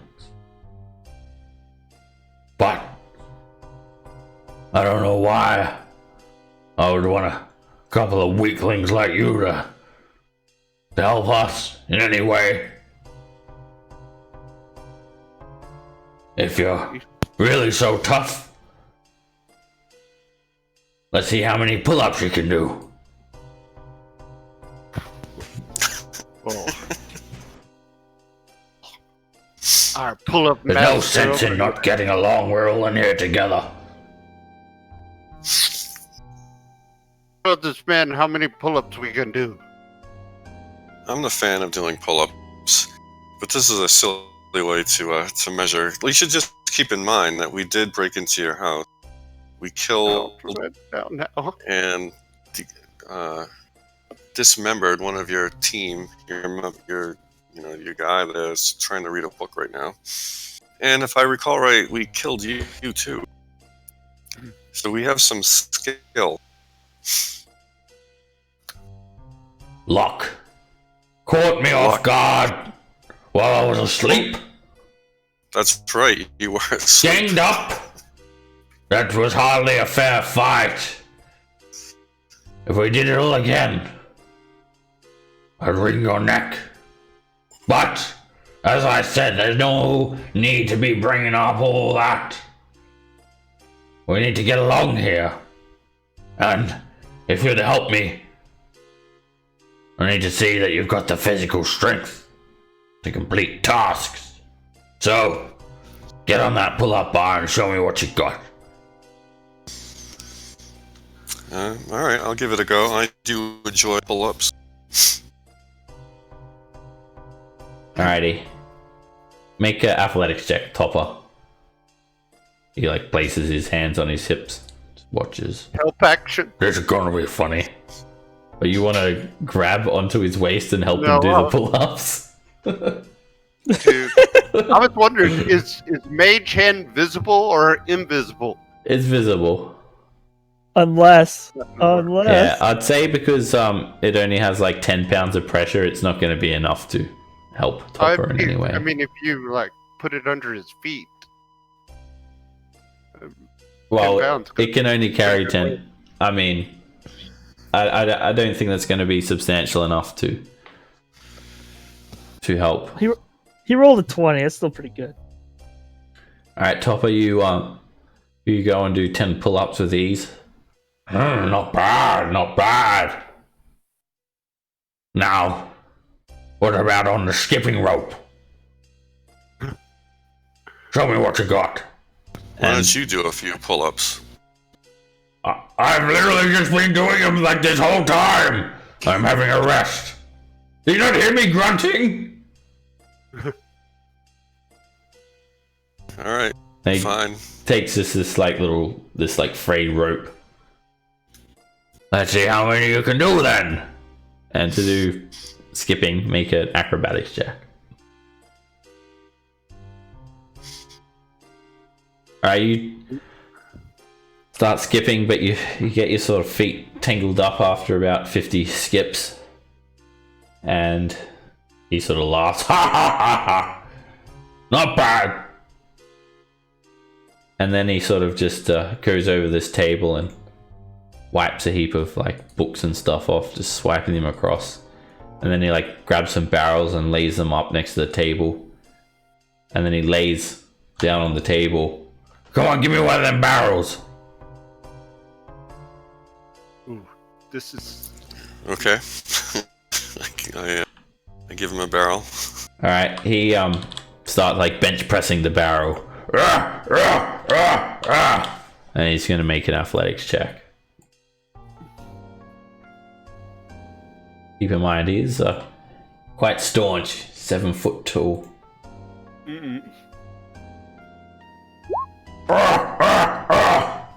He managed to bench press the barrel easily. Go on then. Your turn. All right. What am I doing? You lay down on the table and it's an athletics check.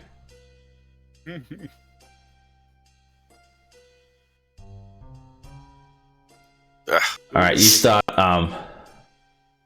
trying to lift it, Topper, and you almost like collapse under the weight and you suffer 1 level of exhaustion. And as it's about to fall on you, this Duragar comes over and without saying a word, just like helps you, grabs your hand, and he just lets the barrel down. And he doesn't say anything, but this barrel almost crushed you. Baba just chuckled. Look at the weaky little weak. I'll give you one more chance. And you see like Clegon and Dispeller like gathering around. Everyone's watching. Let's see if you're a weakling or you're strong.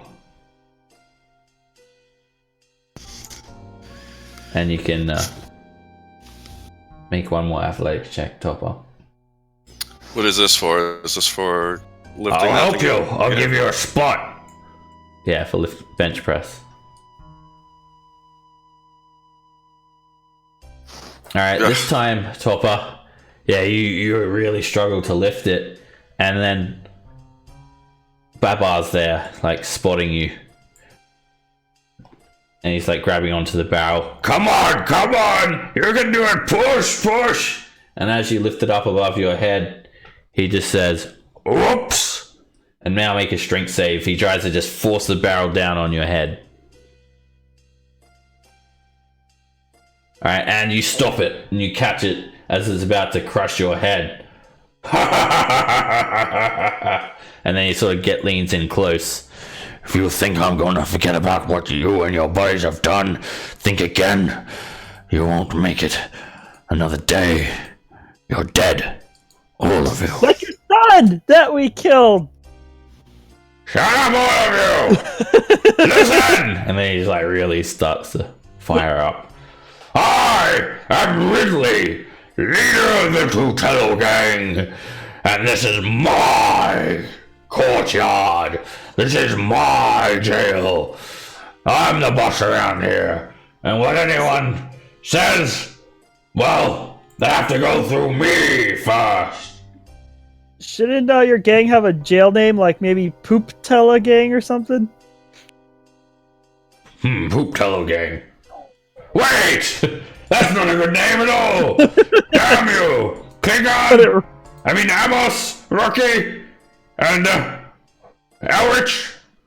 Let's get out of here. Exercise time's done. Slith sort of looks at you as he walks past you, Jin. You're gonna pay for this. I'm gonna get you. Dispeller just scoffs at you and they all run back to their cells. And you still got a little bit of time left. I'm just Exercise laying time. here, doing nothing greater than eating, drinking, or tending to my wounds. Alright, yeah, you guys, Halson, you can take a short rest, sorry, if you need to. And eventually these gift guards, they just tell you to get back to your cell, unless you wanted to talk to anyone else. Bailey, he sort of slips off a little bit before he's supposed to leave. And this Durgar just stays there until the very end. To him in Dwarven and ask him what his story is. You helped my friend. Yeah, I wanted to thank him for helping. He just looks up at you with these piercing eyes. Oh yeah, this is the I forgot to give you guys this handout. This is the area that Jin was in when he was getting tortured. This is what it looks like. Lovely. Alright, the Durgar doesn't say a word. And the Githyanki sort of yell to you all. Alright. Go back to your cell now. You don't need to bother him. And one of the Githyanki, Menace, this guard's name is, they just quietly converse and one of them walks out. There's just a single guard here that comes over. I said get back to your cells now. And the Durgar stands up. And he just looks at you. I think he might be insane. You haven't heard anything about him. And Does he have any obvious like disability, like a missing tongue or something weird like? you haven't seen him open his mouth. You can make an insight check if you like.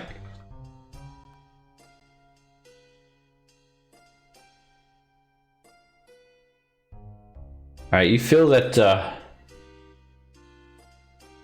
he could be like a bit crazy. He has this like crazy look in his eye. And then you get a sense that he's actually going to about to do something. Okay. Then he just he walks past the guard, and then suddenly he just as he walks past, the guard's like sort of looking at Bruce Willis and Topper. Hey, I said get back to the cell. Suddenly the Durgar, he just enlarges into the size of an ogre, and then he just grabs the Githyanki and then just like picks him up. And before he has a chance to do anything, the Durgar opens his mouth and just bites the Githyanki's head clean off with one bite. Rips his neck out. Spits the Githyanki's mangled head onto the ground and just drops the bloody body on the ground. Wow. Yeah. Well, Does if we just the knew Gith how have to get any out of here. weapons? Yes. He has a great sword. And the Durgar then, with blood just streaking his beard, he just starts like walking off like nothing happened. Goes back to his cell. Well, I'll pick up the greatsword, and then just try to follow him. Where's he going? Let me see where he went. Goes back to his cell. Just goes back to his cell. All right. What this gets? All right, you its armor? pick up the great sword, and suddenly two Githyanki warriors come out from this little guard room here, and they see you with the sword, and they move to intercept. So I just say that your comrade here ran into a bit of trouble. They don't talk. They just see you like hovering over the dead Githyanki's body with his great sword in your hand, and they just immediately try to attack you.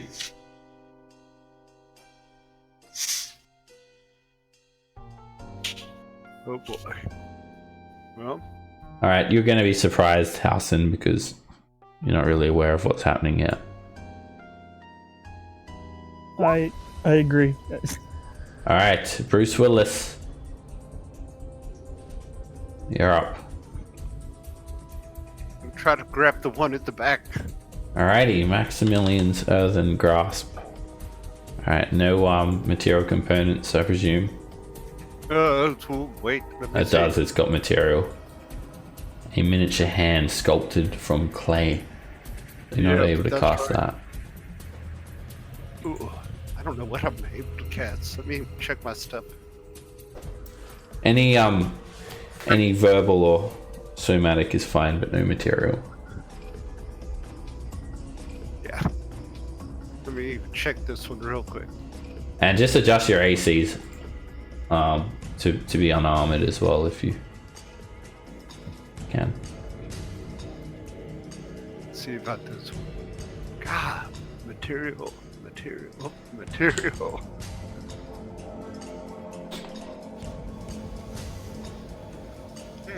Do I still have the armor, the cloak of protection, by the way? Or did they take? Of course, they took it. They didn't leave you guys with any magic items or anything like that, or you're prisoners. Then I'll cast this, Alright. I guess. Alright, True Strike goes on. And that's it.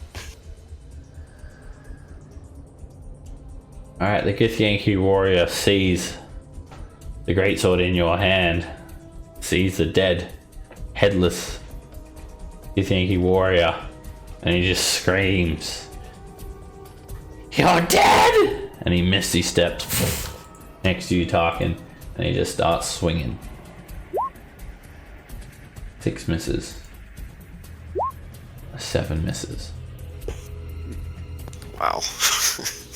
This Githyanki warrior, he runs up to you. What is unarmored? He'd see 10. Alright, that hits you for 21 points of damage. It's 10 plus your dex mod. Okay.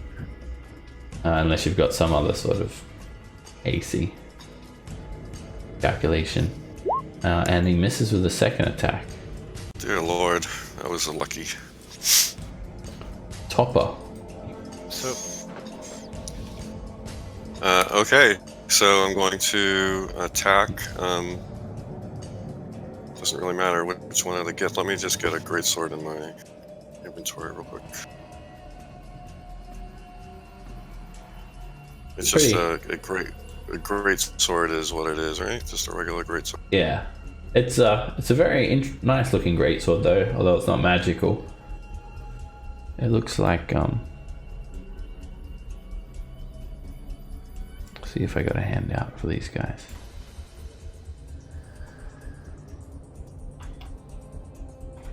It's like a curved blade with this like intricate pattern worked into it. It's not letting me add it or I'm not doing it right. I'm dragging greatsword. Oh, that's proficiency. Never mind. Okay, there we go. Okay, I'm going to attack with the greatsword. This is the first time I've ever tried to. Probably not good. All right, an 8 misses. And then I can only attack once with that, right? Yeah. All right, Halson, you hear this scuffle now. And your cells haven't been locked yet.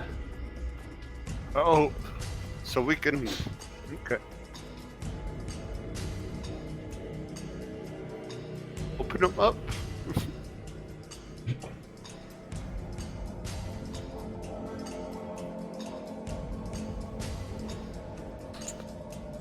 How do you come out to investigate? Bruce Willis. Which one do I have advantage on? This guy. Misty step? Oh, that one.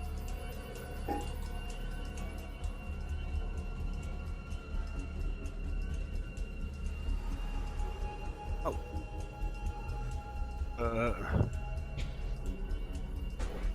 I'm gonna twin this spell.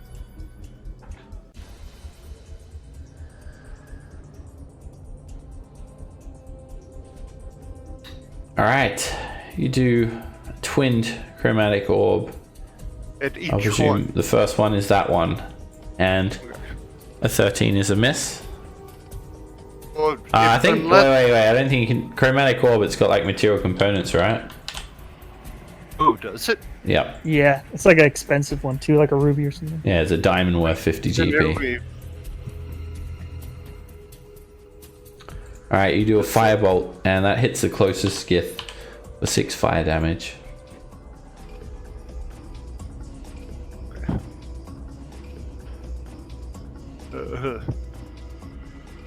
That's, and I'm gonna.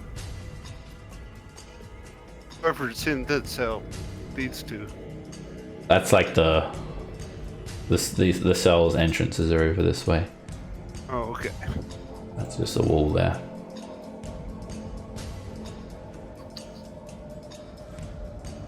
So try it. Well, try it. Alright, this Githyanki warrior is going to misty step behind you, Bruce Willis. Oh, you want some too, do you? And he attacks. 11 misses. Swings again. That one hits for 14 damage.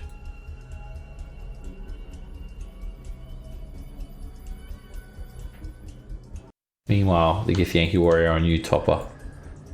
He is going to attack with a greatsword. And that hits you for 12 points of damage. And he hits you again for another 9. Yep, so that's it for me. And he doesn't knock you out either. He tries to like kill you. You're on death saves. Make a death saving throw.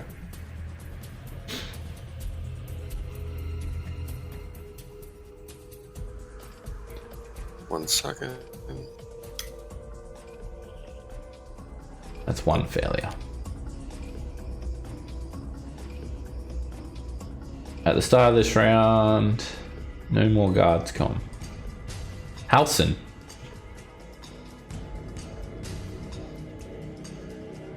Oh my god, what's going on? I see Topper hit the ground. Another Gith behind Oric. Guards, what's going on? Stay out of this, unless you want some too, of course. They yell at you. And you just see like a bloody mess on the ground with this dead Githyanki warrior, like headless, whose head just chewed up and spat out next to him. You guys want me to clean up the mess? I'll do it for free. Get back in your cell, inmate!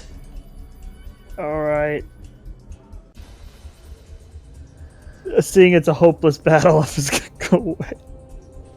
Yeah, it is. Bruce Willis. I will disengage and... You said the roof. He's blocking the door there. The hallway. Can't get by him. Oh. Oh.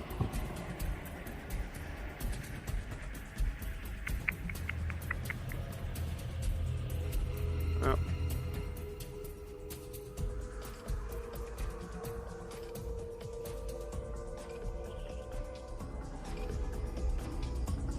No. I will take the dodge action, just to prolong the inevitable. Okay.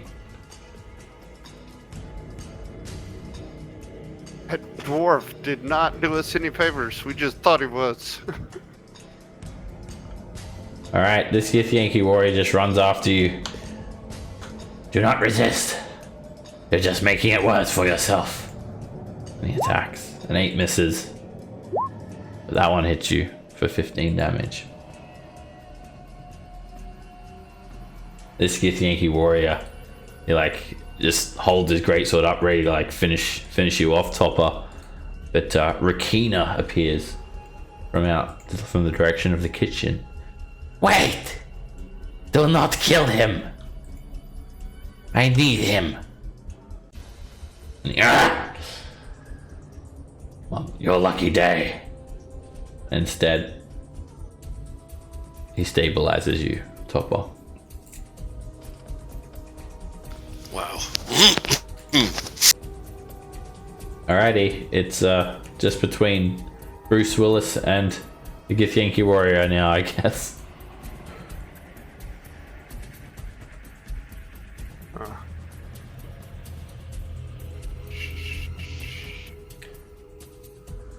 Think I have anything that doesn't require.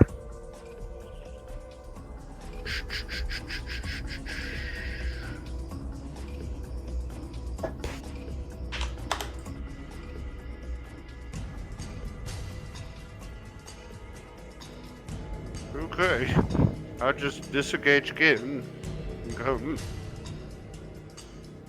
Oh, you want to play? I'm gonna make sure you get extra torture. He yells at you. These two throw open their doors if they're not locked. They're not locked Feet yet. up the loop. They Let's see. yeah, they're just like startled as to what's happening. They don't look like they want to get involved. Okay.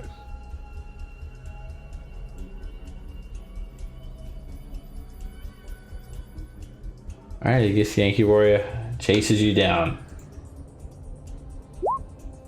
And Put you down. he knocks you unconscious.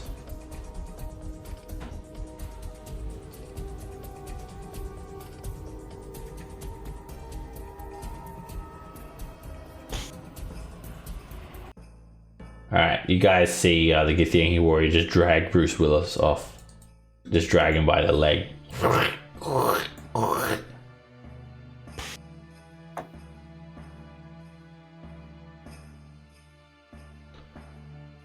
And you sort of hear them chuckle. This is gonna be fun for Axe. And you're both taken to the torture chamber. Butcher Street. Butcher Street! Butcher Street!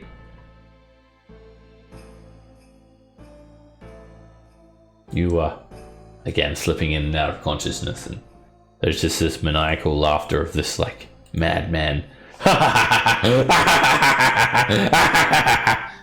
Face splashed in blood, and you realize it's not his blood. As you see the Axeman hovering over. So you guys are sort of like, we'll say you're on 1 hit point. Bruce and Topper. You see the Axeman looming over the Githzerai monk with his axe and just brings his axe down and hits him in the chest. The Githzerai just starts choking on blood. Blood sprays out of the Githzerai's chest all over you, all over Inferno's face. And even before he fully dies, Axe just opens his cage. And the Howler creature looks quite excited. And he just drags the Githzerai and drops him down. And this disgusting creature just expands its jaw. And then just swallows the Githzerai whole. And then the Axeman just like grabs Bruce and just like straps him to the torture rack and puts you in a isolated cell, Topper. Alright. Meanwhile, Jin, as you've come over into your cell, you just hear this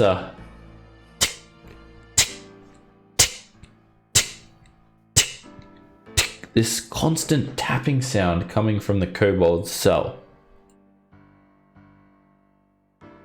I ask him what's up. The sound stops.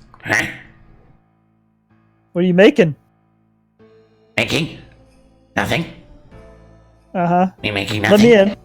Let me in on it. Come on. No. No.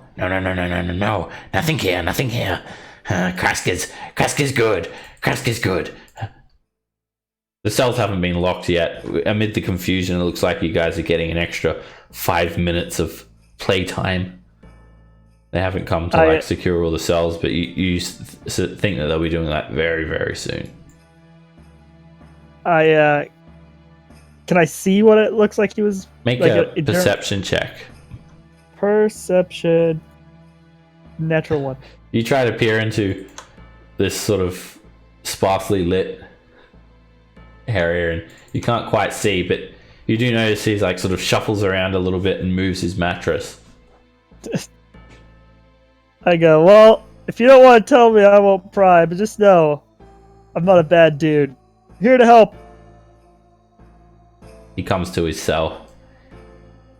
Me, Krask. Your name? My prison name or my real name? Your dragon name? Dragon name? Jin. Oh, Jin. Me is Krask. Krask. Nice to meet you, Krask. I hope we get along in the future. Someday you'll be able to trust me and we can help each other. I dabble in the arcane arts myself. Arcane arts. What did you do to get in here? Try to steal magic items from the queen. Oh. Very bad. Yeah, I also killed probably about 6 or 7 of those Gith guys. Oh. Very, very bad. I just laughed. Yep. What about you? Me in trouble for digging. In Nalminka mine. Yes, mining. Me is digging. Me is mining. Me mine too much. Me mine. Secret tunnel. Me get caught. Me try to escape doldrums. From the dunes. But you think he see me and put me here. But now, Krask, no dig anymore. Certainly not dig in this place. Or tunnel.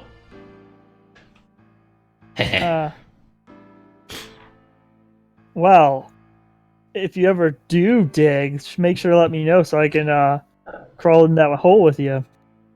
Oh, no. Krask no dig anymore. Krask is a good boy. Krask has learned. Digging is bad. Never dig anymore. Alrighty then. Well, nice talking to you. And then you just hear this like rhythmic sound of digging. Could be anything. Could be a pendulum. How much XP do you guys have, by the way?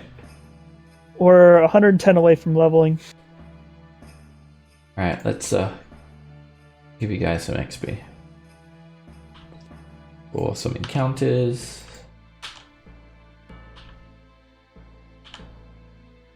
You guys get 875 XP each. And everyone can level up to level 5.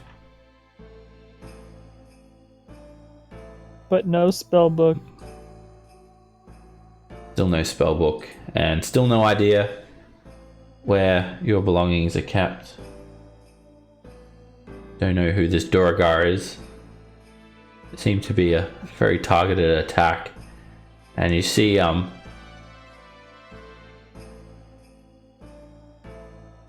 he is sort of in the prison cells near the Tutello gang.